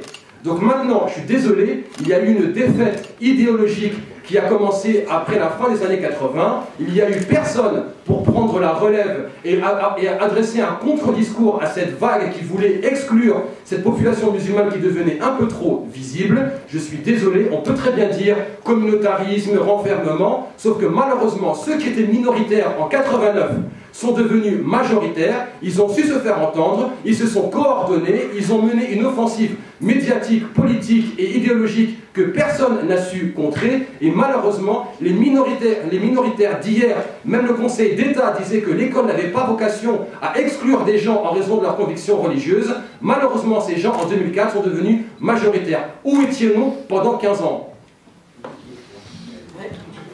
Pierre Tartakovsky, est-ce que, c'est à l'homme de la Ligue des droits de l'homme que je m'adresse, la Ligue des droits de l'homme est consubstantielle à la République et consubstantielle à l'idéal républicain. Est-ce que ce qui nous a fait payer, émancipateur, à un moment donné, ne fonctionne plus face à une société infiniment plus perturbée, complexe, diverse et si j'ose dire, bordélique, la société qui est la nôtre? Oui, je vais répondre à la question. 3 remarques liminaires très rapides. La première, c'est pour se féliciter de la tenue de cette table ronde. Je pense qu'il y a encore 2 ans, ça n'aurait pas été possible. Et je le prends pour un bon signe, c'est-à-dire la volonté des acteurs d'aller de l'avant et de travailler ensemble. La deuxième chose, c'est que je me félicite de l'invitation qu'on a lancée à Claude, parce qu'il nous fait gagner beaucoup de temps en tapant là où ça fait mal et en tapant dans le dur. Et la troisième, c'est que je regrette profondément l'absence de Louis-Jean Pétain, parce que, d'une certaine manière, cette absence illustre à la fois nos limites collectives et constitue aussi une réponse à l'intervention d'Éric Fassin ce matin, que chacun, évidemment, chacune, peut interpréter comme il l'entend. Alors après, nous sommes consubstantiels de la République, oui, c'est exact, et il est vrai qu'il faut peut-être partir de la République, de son État, pour comprendre ce qui nous arrive. Parce que, sinon, on risque d'approcher les problèmes avec une vision un peu courte. Évidemment, cette université d'automne se déroule autour du racisme, et surtout, j'y insiste, sur la nécessité de penser une contre-offensive par rapport au racisme. Et pour penser une contre-offensive, il faut penser le contexte. Et le contexte, il ne concerne pas que le racisme. Et le contexte est très mauvais. Toutes les enquêtes d'opinion qui sont faites depuis quelques années nous montrent que nous vivons dans une société qui est de moins en moins républicaine dans l'esprit. Une société de plus en plus dure, de plus en plus méprisante. Pour les étrangers, bien sûr, mais pas seulement. Pour les pauvres. pour les exclus, pour ceux qui pensent qu'il faut tendre la main aux pauvres et aux exclus. Il y a de moins en moins d'empathie, pour reprendre le mot utilisé par Claude, dans notre société vis-à-vis de ceux qui la mériteraient. Le mot était celui de Dominique. Ah, bon, rendons à César qui est à Dominique. L'empathie sociale n'est pas un luxe. Ça consiste à essayer de comprendre et de mettre en pratique que ce qui arrive aux autres peut aussi nous arriver. Or, c'est là-dessus que la République aujourd'hui est en échec. Et elle est en échec parce qu'elle est attaquée. Qu'est-ce qui fait le cœur de ces attaques? Qu'est-ce qui est pris pour cible? Que ce soit dans le domaine social, dans le domaine de l'égalité des femmes et des hommes, que ce soit dans le domaine des races, des ethnies, des groupes, et vous y mettez tous les guillemets que vous voulez. C'est l'égalité et c'est l'universalité. On a maintenant des discours publics, et bien évidemment encore plus des discours privés, qui considèrent implicitement que l'égalité est un leurre. En fait, ça n'existe pas. Ça n'existe pas. Peut-être ce serait bien que ça existe, mais ça n'existe pas. Et que l'universalité, c'est absolument absurde, parce que le monde n'est pas universel, que le monde est de plus en plus singulier. Et ces discours qui étaient traditionnellement de droite, aujourd'hui, traversent l'ensemble de la société française, et ils font vivre des jeux de concurrence et des jeux d'acteurs. Moi, je ne suis pas... moi, je n'ai pas de point de vue moral sur les jeux de concurrence et les jeux d'acteurs. Une société, c'est un peu complexe, il y a des acteurs, ils ne sont pas forcément tous d'accord entre eux, ils ont des concurrences, ils cherchent à exister, à vivre. Certains d'entre eux cherchent à conquérir des parts de marché, tout ça est parfaitement normal. C'est la vie réelle. C'est la vie réelle. Notre responsabilité à nous, c'est de savoir comment on fait vivre l'esprit de la République en faisant en sorte de partir de cet état des choses, mais en essayant de le dépasser. Et il ne suffit pas de vouloir pour le faire. Lorsque nous avons essayé d'organiser, lorsque nous avons réussi à organiser des manifestations contre les agressions dont avait été victime Christiane Taubira, nous avons dû gérer un certain nombre de postures des uns et des autres qui n'étaient pas que communautaires. Elles se mélangeaient à des stratégies d'ordre politique, elles se mélangeaient à des considérants stratégiques. Le racisme, et plus exactement l'antiracisme, est un objet en soi. On est antiraciste. Mais ce n'est pas non plus seulement un objet en soi. On est antiraciste de droite, parce qu'on est par exemple chrétien, on est antiraciste de gauche, on est antiraciste avec une histoire de juifs, avec une histoire de juifs de loin, parce qu'on est noir et qu'on a été victime du racisme dans une société de noirs entre noirs. C'est pas une valeur absolue, ce truc-là. Ça dépend du contexte social, des rapports de force. Lors des manifestations pour Christiane Taubira, contrairement à ce qu'on a pu entendre à cette tribune tout à l'heure, c'est pas les collectifs noirs qui sont mobilisés les premiers. Pas du tout. Et c'est pas la population noire d'Île-de-France, en tout cas, qui a fourni le gros des bataillons de manifestants pour une raison très simple. C'est qu'ils considéraient que ce prurit antiraciste était suspect. Et il était suspect parce que ça faisait très très longtemps que eux, ils subissaient des attaques racistes, et que nous ne faisions rien. Et qu'à partir de là, à quoi bon se mobiliser pour une ministre, qui plus est, comme elle est ministre, elle est membre d'un gouvernement, donc est-ce que, en allant manifester pour défendre la victime du racisme, est-ce qu'on ne risque pas aussi de manifester pour défendre le gouvernement, ce qui fait que toute une partie de la gauche, traditionnellement antiraciste, n'est pas descendue dans la rue pour manifester? Ce n'est pas une question de couleur, c'est une question de fragmentation sociale, et le mouvement antiraciste est en plein dans cette fragmentation sociale. Et c'est ce que je crois que nous avons essayé de remonter, et ce à quoi nous avons essayé de nous opposer. Alors comment s'y opposer? J'entends mes collègues à la tribune. Moi je pense que si on part des identités des uns et des autres, et qu'on essaye de les faire converger, on n'y arrivera pas. On n'y arrivera pas. Je ne crois pas. En tout cas, moi, je ne sais pas faire. Je pense que, d'abord, il faut évidemment beaucoup se parler, mais vraiment beaucoup. Parce qu'il vaut mieux passer, je veux dire, il vaut mieux passer d'un malentendu à un franc et net désaccord. Les désaccords peuvent se discuter, ils peuvent se régler, se dépasser, parfois ils ne peuvent pas. Mais les malentendus, jamais. Or, les acteurs du mouvement antiraciste ne se sont pas parlé pendant 20 ans. Ou alors c'était pour échanger des noms d'oiseaux. Donc il faut peut-être qu'on se rencontre beaucoup plus, qu'on discute beaucoup plus, qu'on aille beaucoup plus au fond des problèmes, comme on est en train de le faire et je m'en félicite. Mais après, il faut savoir autour de quoi on veut discuter. Si on veut discuter pour se dire qu'un musulman a autant de droits qu'un juif ou qu'un athée, situation. Moi, je pense qu'il faut discuter autour de deux questions. Qu'est-ce qu'on oppose au discours qui est en train de déconstruire la République et quelle universalité on veut faire vivre? C'est-à-dire, autour de quels droits on veut se battre ensemble et non pas autour de quelles identités. Moi, personnellement, je ne suis pas armé pour défendre l'identité d'un juif religieux qui pense que les femmes doivent être rabbins. Je trouve ça très intéressant, mais je ne suis pas légitime. Voilà. Et je pense que je ne suis pas plus légitime à savoir si il faut prier 3 fois ou 4 fois par jour quand on est musulman. 5. En revanche, vous voyez, ça confirme que non seulement je ne suis pas légitime, mais en plus je suis ignorant. Par contre, je pense qu'on peut assez vite se mettre d'accord et qu'il y aurait une grande urgence à le faire sur l'idée que tout le monde a le droit de prier ou de ne pas prier sur un pied d'égalité et sans que ce soit privatif d'aucun droit. Il faut partir des droits. Si on ne part pas des droits qui sont le socle de la République, alors on flirte avec les obsessions. Le mot n'est pas méchant, hein, mais avec les obsessions identitaires des uns et des autres. Et évidemment, on se met en situation d'être une fois plus près de l'un, une fois plus près de l'autre, et on tourne en rond, on va attraper le vertige, et on va perdre. Parce qu'au bout de tout ça, il ne s'agit pas d'être gentil avec les Arabes, les Juifs, les musulmans, les nègres, les moitreux et les homosexuels. Il s'agit de savoir que si chacun continue à se défendre tout seul dans son coin, nous aurons tous la gorge tranchée. Et nous aurons du mal à nous faire entendre quand nos gorges seront tranchées. Donc il y a urgence à reconstruire un mouvement antiraciste, à l'inscrire dans un mouvement démocratique de défense des droits, et oui, à faire vivre cette République-là.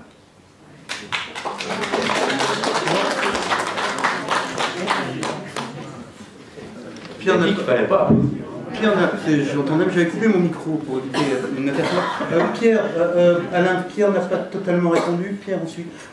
Sur ce qui structurait la République, la laïcité, l'universalisme français, est-ce que ça fonctionne encore aujourd'hui dans une société devenue plus complexe? Écoutez, poser la question, c'est déjà apporter la réponse. À l'évidence, non. C'est évidemment le socle républicain qui va mal. Et c'est vrai qu'à partir du moment où on ringardise les valeurs de la République, où aujourd'hui on préfère entendre les discours du French bashing, en fait, qui consiste à considérer que avoir de l'empathie pour l'autre, c'est du droit de l'homisme, que revendiquer les droits et faire respecter les droits, c'est des atteintes à la liberté d'expression, on marche littéralement à l'envers. Et effectivement, les fondements même, ces valeurs républicaines pour lesquelles la Ligue est née à la fin du XIXe siècle, nous-mêmes au début du XXe siècle, tout ça aujourd'hui est effectivement en implosion totale, je dirais même pas en explosion, mais en implosion totale. Moi, il y a quelque chose qui m'a particulièrement marqué ces derniers temps, sur ce phénomène qu'on a appelé, à tort me semble-t-il, je l'ai écrit d'ailleurs, les migrants. Déjà, et je rejoins tout à fait ce qui a été dit tout à l'heure, je ne sais plus par qui, réapproprions-nous déjà la sémantique et le vocabulaire. Je veux dire, parler des migrants, pour moi, c'est déjà une négation de la réalité de ce qu'est le droit des réfugiés. Mais au-delà de ça, il y a quelque chose qui m'a marqué véritablement profondément comme citoyen, comme républicain, comme militant. C'est lorsque j'entends des gens qui fuient des contrées où eux-mêmes et leurs familles sont en danger de mort, et lorsque je les entends dire partout sauf la France. Je ne veux pas aller en France. Moi, je veux aller en Angleterre, je veux aller en Allemagne. Et bien pour moi, vraiment, ça résume la situation dans laquelle nous sommes arrivés. Comment est-ce que moi, je serais un responsable politique français, je prends ça en pleine figure comme une insulte à tout ce qui est le socle républicain, tout ce qui est l'histoire de notre pays, ce pourquoi nous sommes nés, nous nous sommes battus, et nos pères, au sens avec les 2 orthographes, avec nous et avant nous, depuis toujours. Donc oui, effectivement, tout est à reconstruire, Je pense, je l'ai déjà dit, que nous portons, nous, une part de responsabilité. Et bien que nous avons un débat en interne, je dois vous le dire, s'agissant des propos d'Alain Finkielkraut, puisque je rappelle qu'Alain Finkielkraut est membre du comité d'honneur de la LICRA et que c'est un vrai sujet en notre sein. C'est un vrai sujet. Non, mais je dis, non mais les choses, je veux dire, ne rions pas, les choses sont beaucoup plus complexes qu'il y paraît.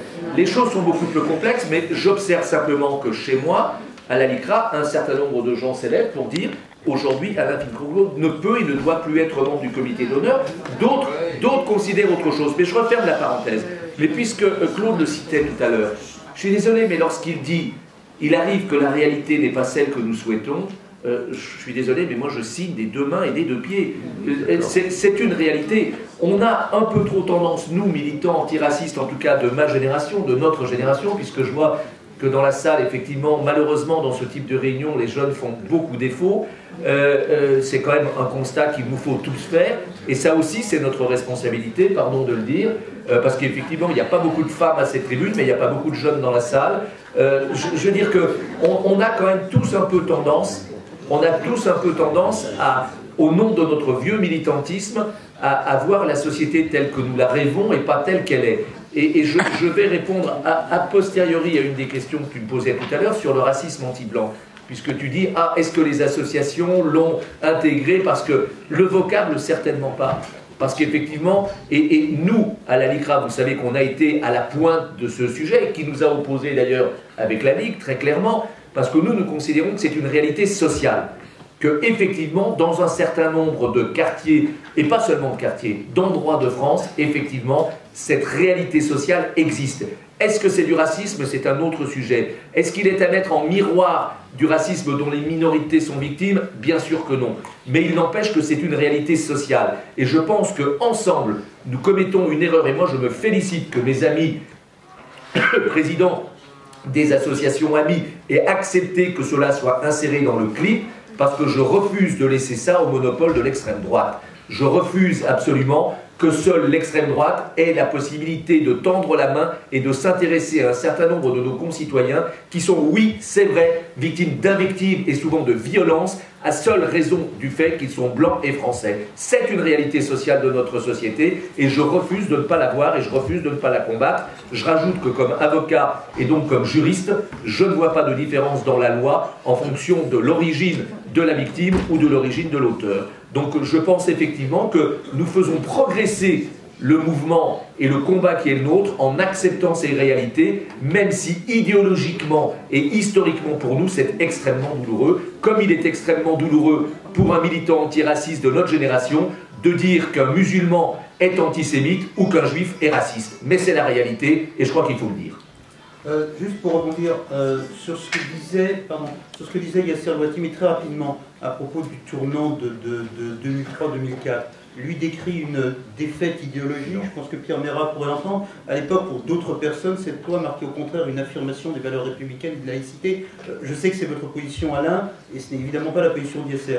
Ma question est plus pratique. Comment faire travailler ensemble et faire repartir ensemble deux personnes qui ont, sur effectivement ce moment charnière, des appréciations idéologiques aussi opposées? Comment est-ce qu'on fait, vous, Alain, lui, Yasser, pour travailler ensemble en partant de cela? Mais pour moi, très brièvement, la réalité, pour moi, je suis un républicain, c'est la loi. Je suis désolé, mais je crois qu'il faut le dire ainsi. On peut dire tout ce qu'on veut des débats parlementaires qui ont précédé ceci ou cela. Aujourd'hui, c'est la loi. Ma question n'est pas là. J'entends que c'est la loi. Ce que je veux dire, c'est que l'interprétation qui est faite de la loi par Yasser Louati et un certain nombre d'autres personnes, et celui d'un moment où des barrières se sont affaissées et d'autres choses sont arrivées derrière, des faits idéologiques, c'est le mot qu'il a employé. À l'époque, pour des défenseurs de cette loi, Patrick Veil, d'autres personnes qui ne sont pas racistes, c'était au contraire une réaffirmation de la République. Comment faire quand, sur le même événement, des gens de bonne volonté, je crée votre bonne volonté à tous les deux, ont des perceptions aussi radicalement opposées? Comment est-ce qu'on avance à partir de là? La question est à vous, et Yasser.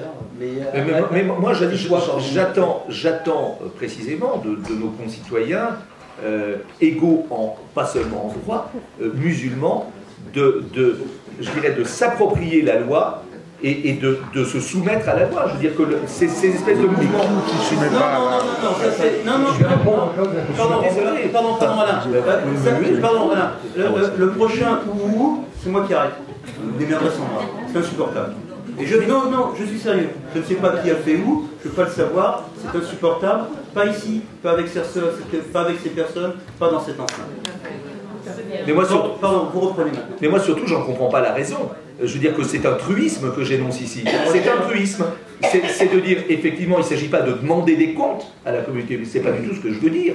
Je dis simplement que la loi est la loi, dura lex et lex, et elle s'applique, point. Je veux dire qu'après on peut la contester, c'est exactement, puisque je sais que c'est un sujet qui est très sensible à la Ligue des droits de l'homme et il l'est de partout, c'est exactement comme les gens qui sont aujourd'hui contre l'avortement, et ils ont le droit d'être contre l'avortement, mais moi je leur récuse le droit d'aller occuper les centres de planning familial ou des choses pareilles. C'est ainsi, c'est ça. Eh bien nous sommes exactement sur le même sujet. Et cette espèce de combat d'arrière-garde aujourd'hui est à mon avis un combat qui est néfaste. Je considère que tous ensemble, musulmans et non musulmans, nous avons à défendre la loi aujourd'hui et à l'appliquer, c'est tout. Et je trouve que les excès de langage et de comportement qui constituent aujourd'hui le combat d'un certain nombre d'associations vont dans le sens de la division, là où nous avons besoin d'unité. Voilà, je peux intervenir. C'est simple que ça. Oui, bien sûr.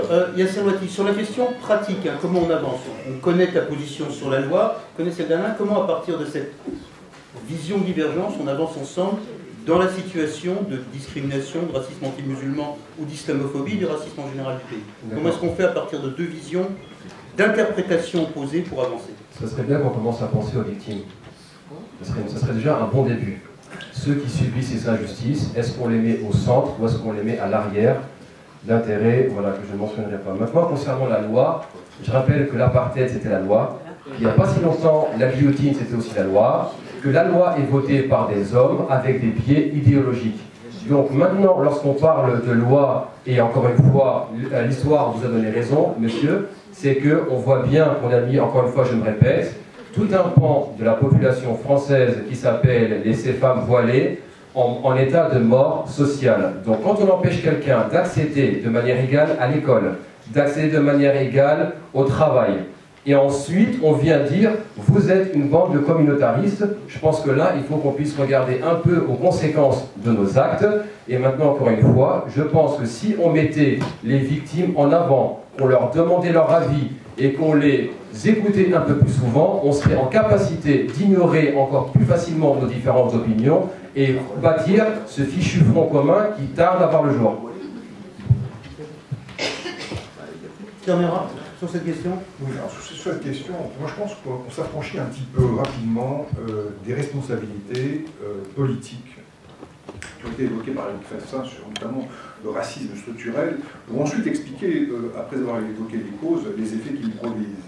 La loi n'est pas d'abord identique pour tous. Hein. Je rappelle qu'on a poursuivi le ministre de l'Intérieur, Claude Guéant, pour des propos qu'il avait tenus, pour lesquels il avait essentialisé la communauté comorienne comme une communauté de délinquance, et devant la Cour de justice de la République, et elle a été balayée, cette plainte, par la commission des requêtes, de la même manière qu'on avait poursuivi devant la Cour de justice de la République également Manuel Valls, qui avait essentialisé les Roms, en disant qu'ils n'avaient pas vocation à s'intégrer, et qui a été également balayé devant la Cour de justice de la République. Seul Brice Hortefeux, qui lui s'était exprimé non plus dans le cadre de ses fonctions, mais dans le cadre de ses fonctions de vice-président du ministère de l'Intérieur, avait été condamné devant le tribunal pour être relaxé ensuite, parce qu'on avait estimé que c'était une contravention, non pas un délit, et que seul le procureur pouvait poursuivre. Or, le procureur, non seulement n'avait pas poursuivi les propos de Brice Hortefeux sur les Arabes, mais de surcroît avait validé que c'était un propos privé et qu'il n'était même pas raciste. Ça veut dire que très concrètement, il y a effectivement, au départ, un socle républicain qui est mis en cause par un racisme d'État, un racisme structurel, un racisme du dominant-dominé. Ça, je crois qu'il faut le dire parce que c'est l'essentiel de la problématique. C'est l'essentiel de la problématique.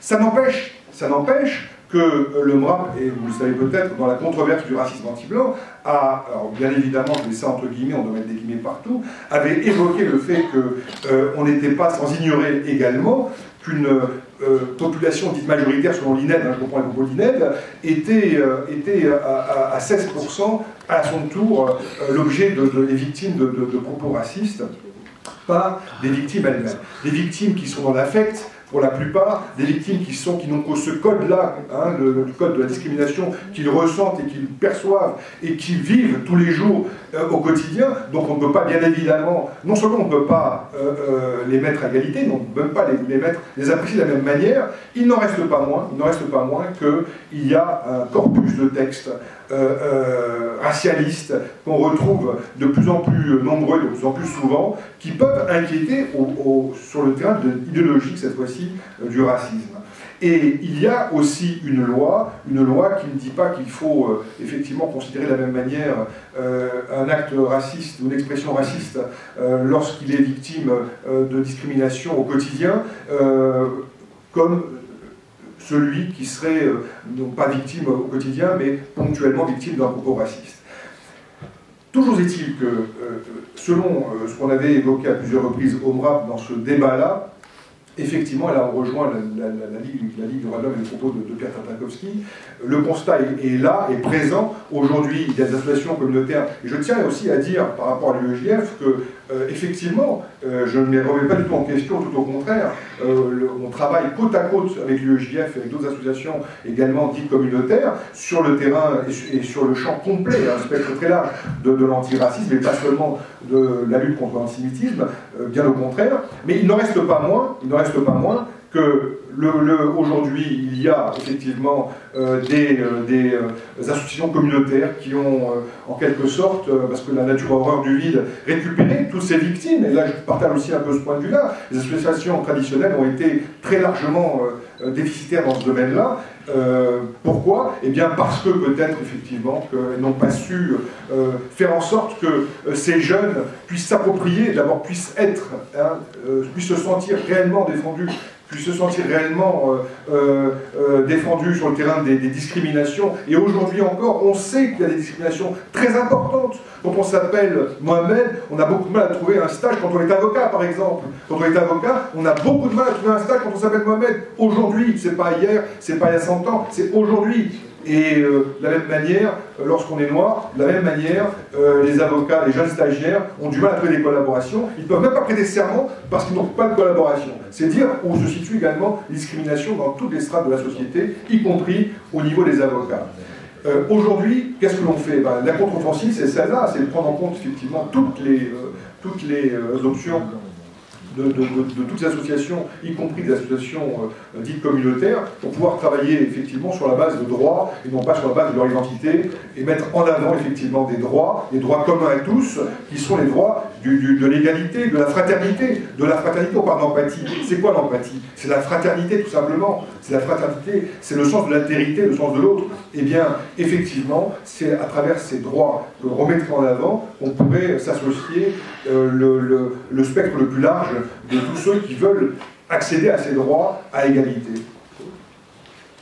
On a encore 20 minutes. On a encore 20 minutes sur la méthode. Facilement, Pierre. Sacha Guévier, sur une question, effectivement, Pierre Tartakovsky a raison.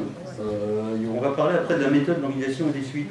Juste une question, il y a énormément de discours sur la place publique qui parlent de vous, les Juifs de France. Restez, si vous partez, la France n'est plus la France. Si on touche à une carotte d'un juif, la République n'est plus la République.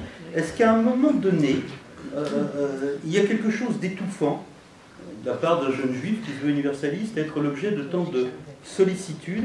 Et est-ce qu'au fond, la défense des juifs proclamée comme une grande cause républicaine et étant un pins à la boutonnière de tous nos édiles, c'est pas quelque chose d'aussi oppressant que l'antisémitisme quotidien qui peut exister dans des quartiers de la République?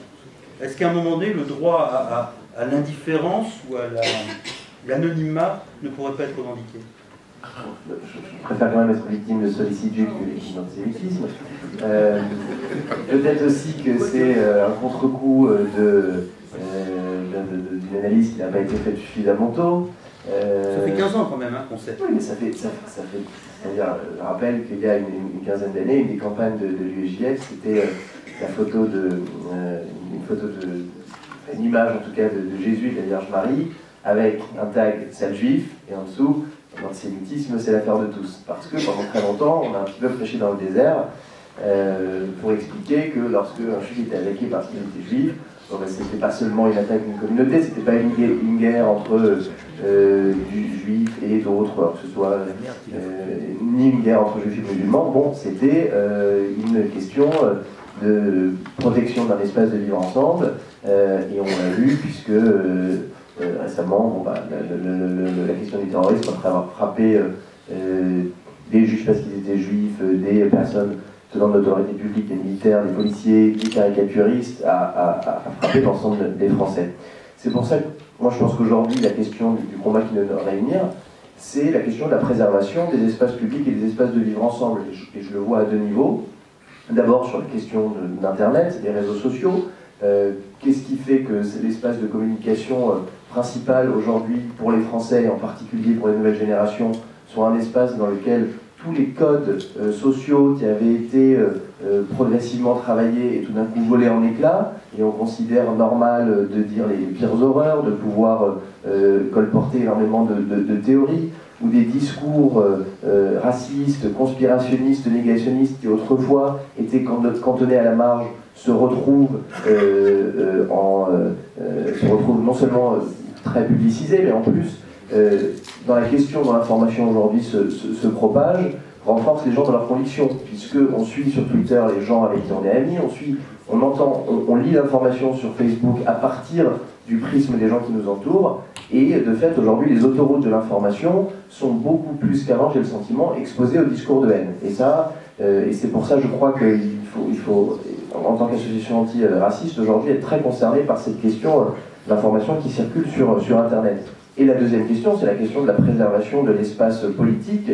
Il y a une atonie aujourd'hui sur la question de la lutte contre le Front National, notamment après les attentats, mais on le sait ici, la semaine prochaine, malheureusement, 2 ou 3 régions seront peut-être conquises par le Front National, et ça doit être le combat partagé par tous les antiracistes, le combat partagé aussi, et notamment, et là je le dis, par certaines communautés qui sont draguées par le Front National. Et vous faisiez référence tout à l'heure. Aujourd'hui, le Front National essaye de jouer sur la séduction de communautés particulières, en allant draguer un électorat juif, en allant draguer aussi un électorat musulman parfois, en allant draguer les gens du voyage contre les Roms. Et c'est très important, je crois, qu'il y ait des discours à partir d'identité qui s'expriment contre le Front National, parce que sinon ce serait tomber dans leur piège. Alors, vous avez cité le chiffre d'un tiers ou un quart des juifs de France séduits par le Front National. J'espère, et je le sais des échanges, que ce n'est pas le cas. Mais c'est vrai que, comme l'ensemble de la population française, on est quand même aujourd'hui à plus d'un tiers sur les dernières... Sur certaines élections, ou en tout cas plus de 25%, oui, il y a un basculement éthique qui touche l'ensemble des Français, notamment les Juifs. Mais à ce titre-là, je pense que c'est d'autant plus important aujourd'hui d'entendre des discours à partir d'identité. C'est ce qu'on fait en ce moment même. Aujourd'hui, nos militants, à Lille ou à Marseille, sont sur les marchés en train de tracter contre le Front National à partir de toutes les expériences locales que nous avons suivies dans les villes qui ont été conquises par le FN depuis 2 ans, en travaillant avec des comités de vigilance locaux sur lesquels on travaille avec SOS Racisme, parce que il y a, je pense, un renouvellement du discours à faire sur le Front National, sortir aussi peut-être du discours un petit peu aujourd'hui trop entendu sur FN facho, même si c'est ma conviction, et travailler sur le FN au pouvoir, qu'est-ce qui se passe dans les villes, qu'est-ce qu'on perçoit comme dynamique discriminatoire et antisociale dans les villes contrôlées par le FN, et qu'est-ce qui peut se passer demain si les régions sont conquises par le Front National. Qu'est-ce que vous faites quand l'alternative au Front National en Provence-Alpes-Côte d'Azur, c'est un homme estimable et sympathique, Christian Estrosi, qui s'est fait aussi connaître pour dire qu'il ne fallait pas trop de drapeaux algériens, de you-you dans les mariages parce que ça dérangeait les riverains. La question n'est pas spécifiquement à vous, mais comme vous avez la parole, Sacha. Oui, c'est un problème qui est dit, mais non, le droit de l'UMP n'est pas le Front National. En tout cas, ils appartiennent à, je crois, un parti qui a une expérience et un rapport au pouvoir, alors qu'on peut le critiquer bien sûr, mais qui n'est pas la même matrice idéologique et la matrice historique du Front National. Bien, il reste, pardonnez-moi, il reste très peu de temps, il y a un déjeuner ensemble, il y a un déjeuner après, il y a d'autres réunions et d'autres débats. qu'est-ce que mes co-intervenants, plutôt les intervenants de cette table ronde, sont prêts à faire ensemble après? C'est intéressant, effectivement, Pierre l'a souligné, de vous voir et aussi vous engueuler et exposer devant des regards amis vos désaccords, y compris les plus profonds, et ceux que vous ressentez le plus durement. Je pense principalement à Yasser et Alain. Demain, c'est vous qui avez été les plus... non, quand tu parlais d'injustice, c'est pas ça, là où je veux en venir. Vous vous revoyez sans moi, vous vous voyez avec Pierre, vous vous voyez comment? Vous écrivez un texte ensemble, Pierre, en vieux militant, a certainement un texte tout prêt. C'est en général comme ça que ça se passe. Vous auriez confié la COP21 à Pierre, c'était déjà réglé. Hein. Il y a un texte. Je prends comme un homme. Un texte auquel il n'est pas d'accord. Oui, mais le texte a le mérite d'exister. Je vous demande, mais vraiment, alors maintenant, sans plaisanter, est-ce que vous pouvez prendre, et il n'y a aucun piège, est-ce que vous voyez l'intérêt pour vous, 1, 2, 3, 4, 5, 6, dans cette même configuration, ou 7 avec 1 s'il a envie de venir, de vous revoir de manière informelle, tel Claude Fusier, je ne sais plus quel militant communiste avant l'union de la gauche, pour discuter, voir si vous pouvez avancer, ou est-ce qu'au fond, tout ce qu'on s'est raconté est moins fort que les divers... Non, vous le faites entre organisations antiracistes traditionnelles. Vous savez très bien que le sujet, c'est notre camarade Yasser à côté, Alain. Est-ce que vous êtes capable de vous revoir et d'avancer soit sur le destin des victimes, soit sur la signification des mots de la République, et avancer ensemble? Et de temps en temps, ça vous est arrivé, hein, quelques-uns d'entre vous, de frapper ensemble, mais pas seulement sur les postes laïques, aussi sur, on va dire, le racisme et la discrimination de tous les jours. Et est-ce que je verrai un jour, Yasser, des militants du CCIF manifester pour le prochain Ilan Halimi? Les questions se posent en sens inverse. Voilà. Est-ce que vous êtes prêts à avancer ensemble et à vous revoir, avec ou sans moi? Réponds 2 minutes, 2 minutes, 2 minutes, 2 minutes, chacun son tour. Sincèrement, si c'était pour venir donner un speech de 5 minutes, je ne serais pas venu. Donc oui. Bah, t'en as fait beaucoup. Oui, mais c'est en espérant qu'en sortant d'ici, on sait où est-ce qu'on va et on aura des objectifs, excusez-moi, première année d'école de commerce, spécifiques, mesurables, atteignables, réalistes, et qui soient limités dans le temps. Donc vous échangez vos portables après, vous les avez déjà? On se voit. On se voit. Pierre? Moi, je pense que la grande force du torero, c'est que le taureau ne distingue pas les formes. Et c'est pour ça qu'il perd la bataille. Alors, on va essayer de ne pas faire comme le taureau et de ne pas foncer sur n'importe quel chiffon rouge qu'un mal intentionné pervers agite sous notre nez. Et le chiffon rouge, en l'occurrence, ça pourrait être un voile noir. Moi, j'entends qu'il y a autour de cette question, à la tribune dans la société française, une grande hystérie, hein, une grande mobilisation nerveuse. Quoi, hein. Très vite, c'est « Ah ! Tu touches pas à ma loi, et puis la loi ». On peut continuer comme ça très très longtemps. Très longtemps. Et on peut comme ça s'affaiblir les uns les autres très longtemps. À mon avis, ça ne mène nulle part, si ce n'est justement à renforcer des identités fragmentées et donc des défaites futures. On pourrait peut-être essayer de réfléchir à une autre méthode. Après tout, il n'y a pas que les lois dans la vie, il y a le réel. On pourrait peut-être essayer à quelques-uns de travailler sur le terrain, sur le réel, sur les cas où ça se pose, et puis de voir où ça mène. Et de voir si c'est l'esprit d'une bonne loi qui s'applique, ou si finalement ça conduit à ce qu'on appelle une discrimination. Et ce qu'il advient des gens qui sont discriminés. J'entends que tout le monde a déjà la réponse. D'accord, on est tous très intelligents à la tribune. Mais si on prenait le temps d'être un peu bête, et de vérifier sur le terrain comment les acteurs le vivent, je ne qualifierais pas de victime, mais les acteurs, les actrices, qu'est-ce que ça implique autour d'eux, dans le regard qui est jeté sur l'autre? Est-ce que ça modifie ou non les fonctionnements institutionnels pour appliquer cette excellente loi? Peut-être qu'on deviendrait tous un peu plus modestes et un peu plus intelligents, et peut-être qu'on pourrait formuler un certain nombre de propos qui, comment dirais-je, qui alimentent de la convergence entre nous. Et peut-être que pour une fois, c'est pas le torero qui gagnerait. Cette péroraison est dédiée à Michel Cuviana qui adore la corrida. Maintenant, comment on peut continuer à avancer? On va continuer à avancer comme on a déjà réussi à faire cette université avec cette table ronde. Hein. On n'a pas commencé à se parler hier. On se parle, et on ne se parle pas uniquement entre guillemets, vieilles organisations. D'aucuns ont rappelé qu'on connaissait une période extrêmement tendue dans la France d'aujourd'hui. Et je dois dire que moi, je me félicite que dans le texte, qu'à notre initiative, 70 organisations et organisations syndicales ont signé pour protester, évidemment contre le terrorisme, et mettre en garde contre les mesures prises par le gouvernement, qui sont des mesures tendanciellement liberticides. Signataires. Très grande diversité, avec y compris des associations qui se définissent elles-mêmes comme musulmanes. Mais ça, c'est leur problème. Moi, ce qui m'intéresse, c'est qu'elles inscrivent leur identité, leur poids, dans une démarche plus globale de défense de la République. Et c'est, je crois, vers ça qu'il faut qu'on tende à aller. Pourquoi? Parce que le terrorisme est un double défi terrifiant qui nous est lancé. Terrifiant. Et pas seulement au mouvement antiraciste. D'abord parce que sa dynamique est telle qu'il conforte les peurs, les replis et les projections identitaires. Parce que l'ennemi, c'est le plus. Et que c'est justement à ça que nous nous confrontons. Et ensuite, et le piège n'est pas moindre, même s'il est plus digeste dans un premier temps, c'est qu'il convainc l'ensemble des citoyens qu'il faut déléguer la défense des libertés, et donc de l'égalité, de la fraternité, à l'appareil d'État. Et que nous savons qu'à chaque fois qu'il y a une délégation massive de la défense de nos libertés, de nos droits à l'appareil d'État, ça se termine très mal en général. Et je ne pense pas que le mouvement raciste ait à y gagner.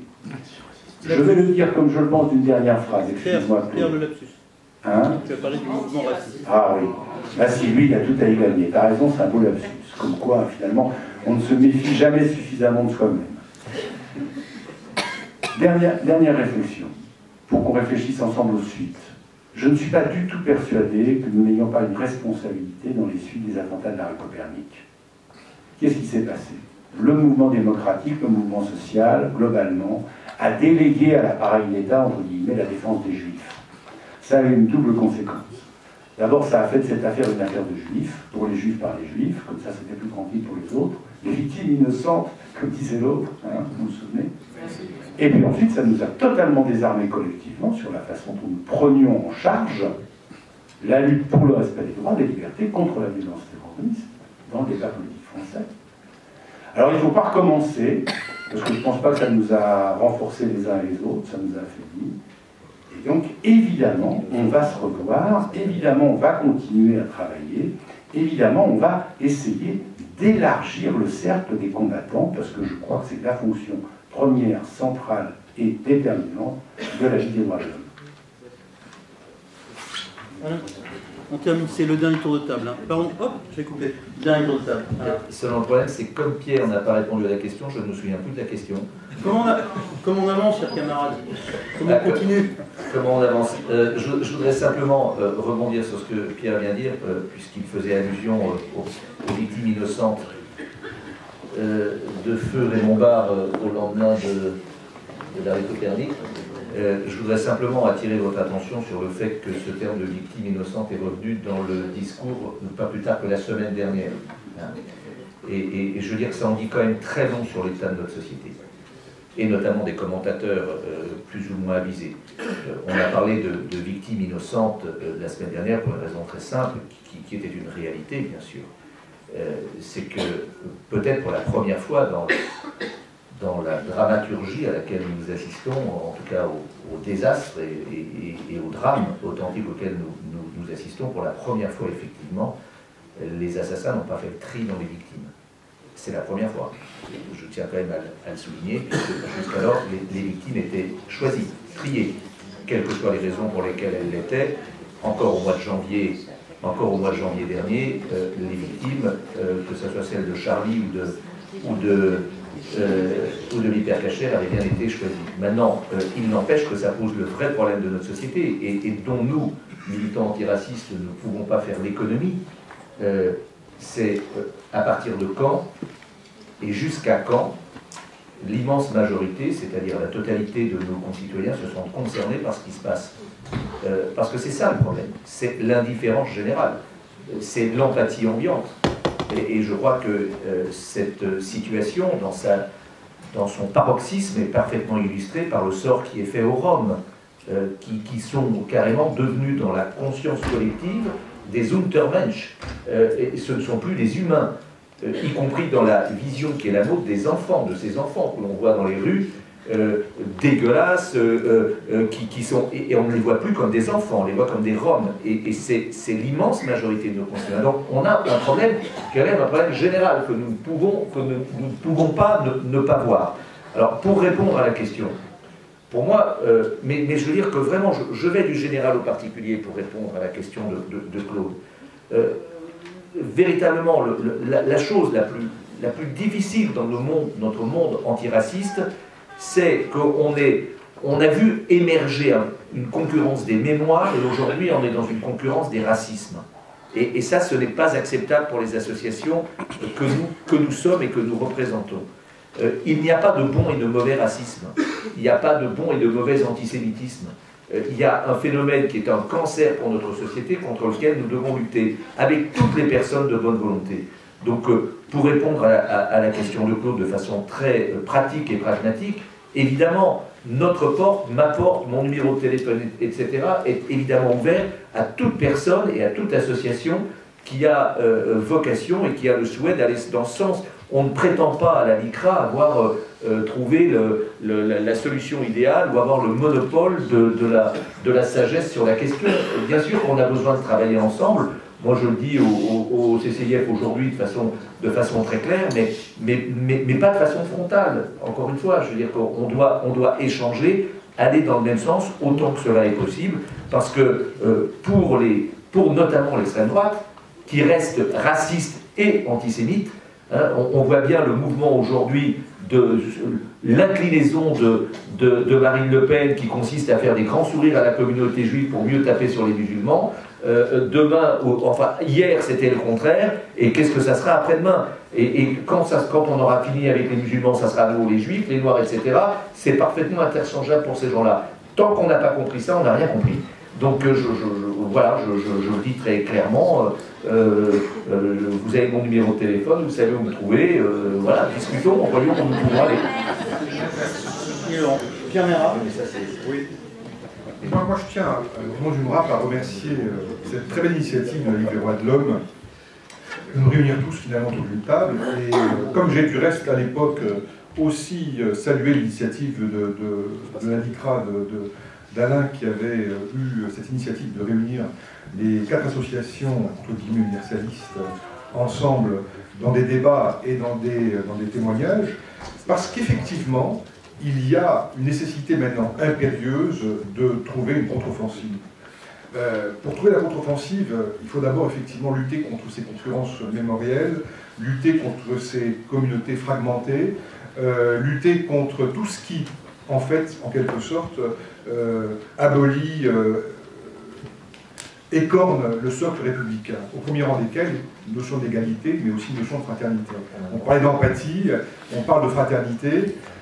C'est essentiel effectivement de se réunir autour de droits.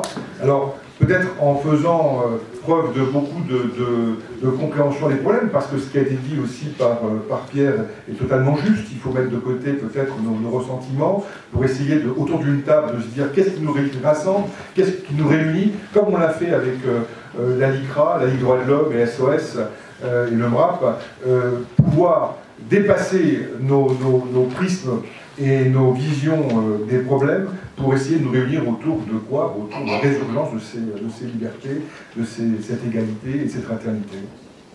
Dominique Sopo, puis Sacha Arievietz, on est presque dans les temps. Il est là demi, on a allez, 3 minutes chacun 4. D'abord, pour répondre à la question, est-ce qu'on est capable de travailler ensemble? Il faut espérer tout de même. Je pense que Pierre, notamment, Tartakovsky sera cheville ouvrière de la suite. Comment? T'as vu mes mains? Le torero, oui, j'ai vu. Donc,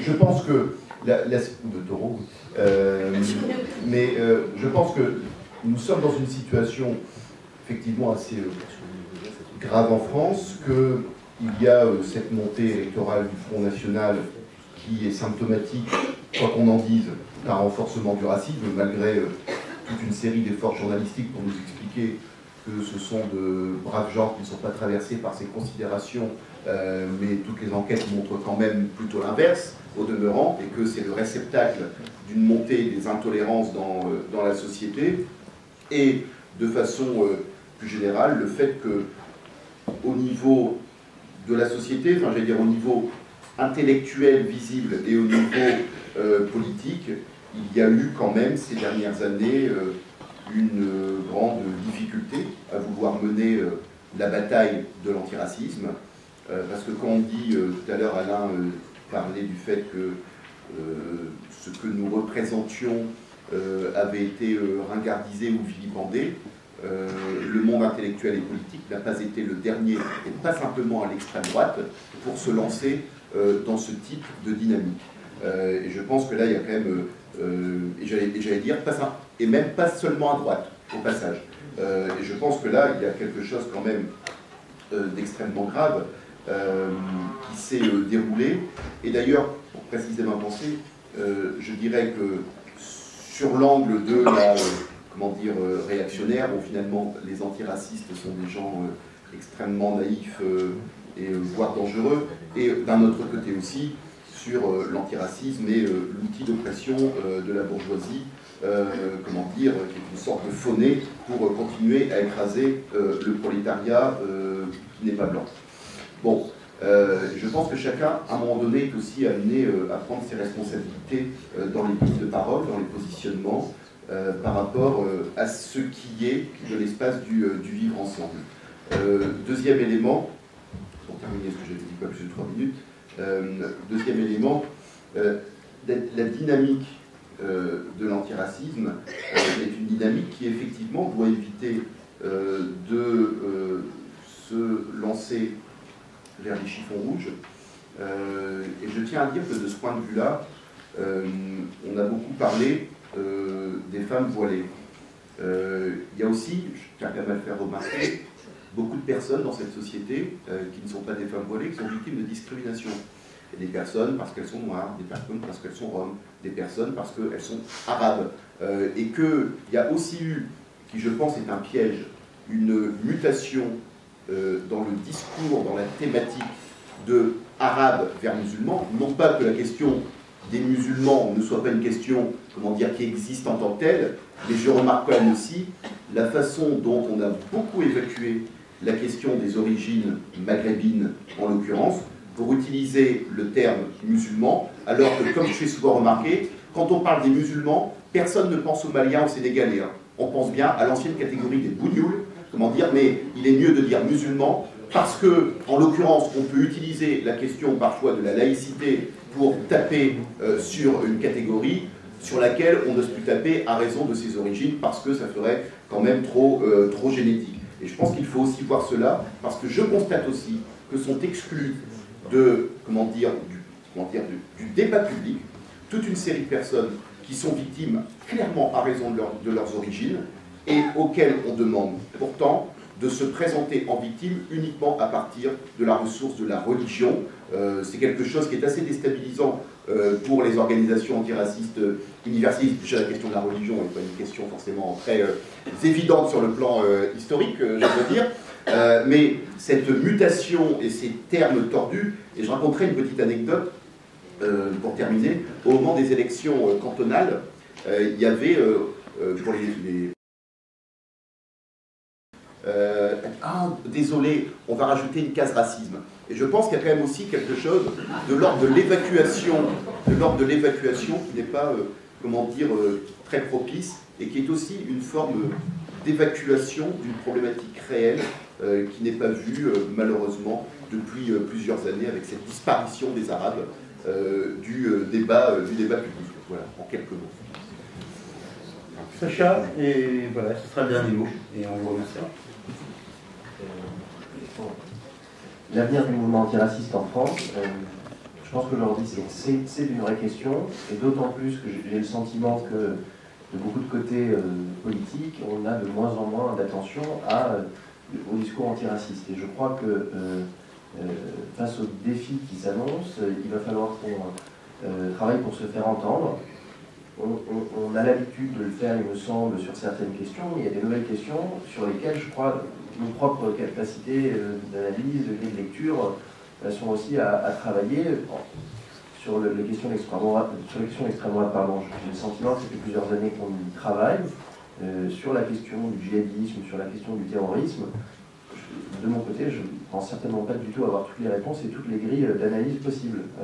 Donc c'est pour ça que je pense que c'est très bien déjà de se voir et d'en discuter. Je remercie la LDH pour cette invitation. Je pense qu'on a beaucoup de travail à faire, beaucoup de discussions, beaucoup de travail de fond à faire. Mais je garde confiance, je pense que tout est possible. Moi qui avais été élevé dans un anti-patriotisme, un anti-nationalisme féroce, j'ai accroché un drapeau français à ma fenêtre il y a avant-hier. Voilà. Peut-être que les choses peuvent bouger, peut-être qu'on peut, alors déjà évidemment commencer par dépasser nos clivages, et puis réussir aussi dans ces moments difficiles à faire entendre nos valeurs et ramener la société sur ce qui est important. Merci à tous. Débat se termine. J'ajouterai un mot personnel, c'est le fascisme du porteur du micro. Quand vous parlerez, et je suis sérieux, quand vous parlerez les uns des autres, ou quand vous évoquerez les uns des autres, ayez en tête ce mot attribué au père de Camus par Michel Onfray, qui n'a pas écrit que des bêtises. Un homme, ça s'empêche. Une femme aussi. Modérez-vous, ne serait-ce que quand vous évoquez les uns les autres, publiquement en privé, et le reste appartient à Pierre Tartakovsky, au militant de bonne volonté. On le prend comme une autocritique, Claude, et on te remercie, j'entends bien lui.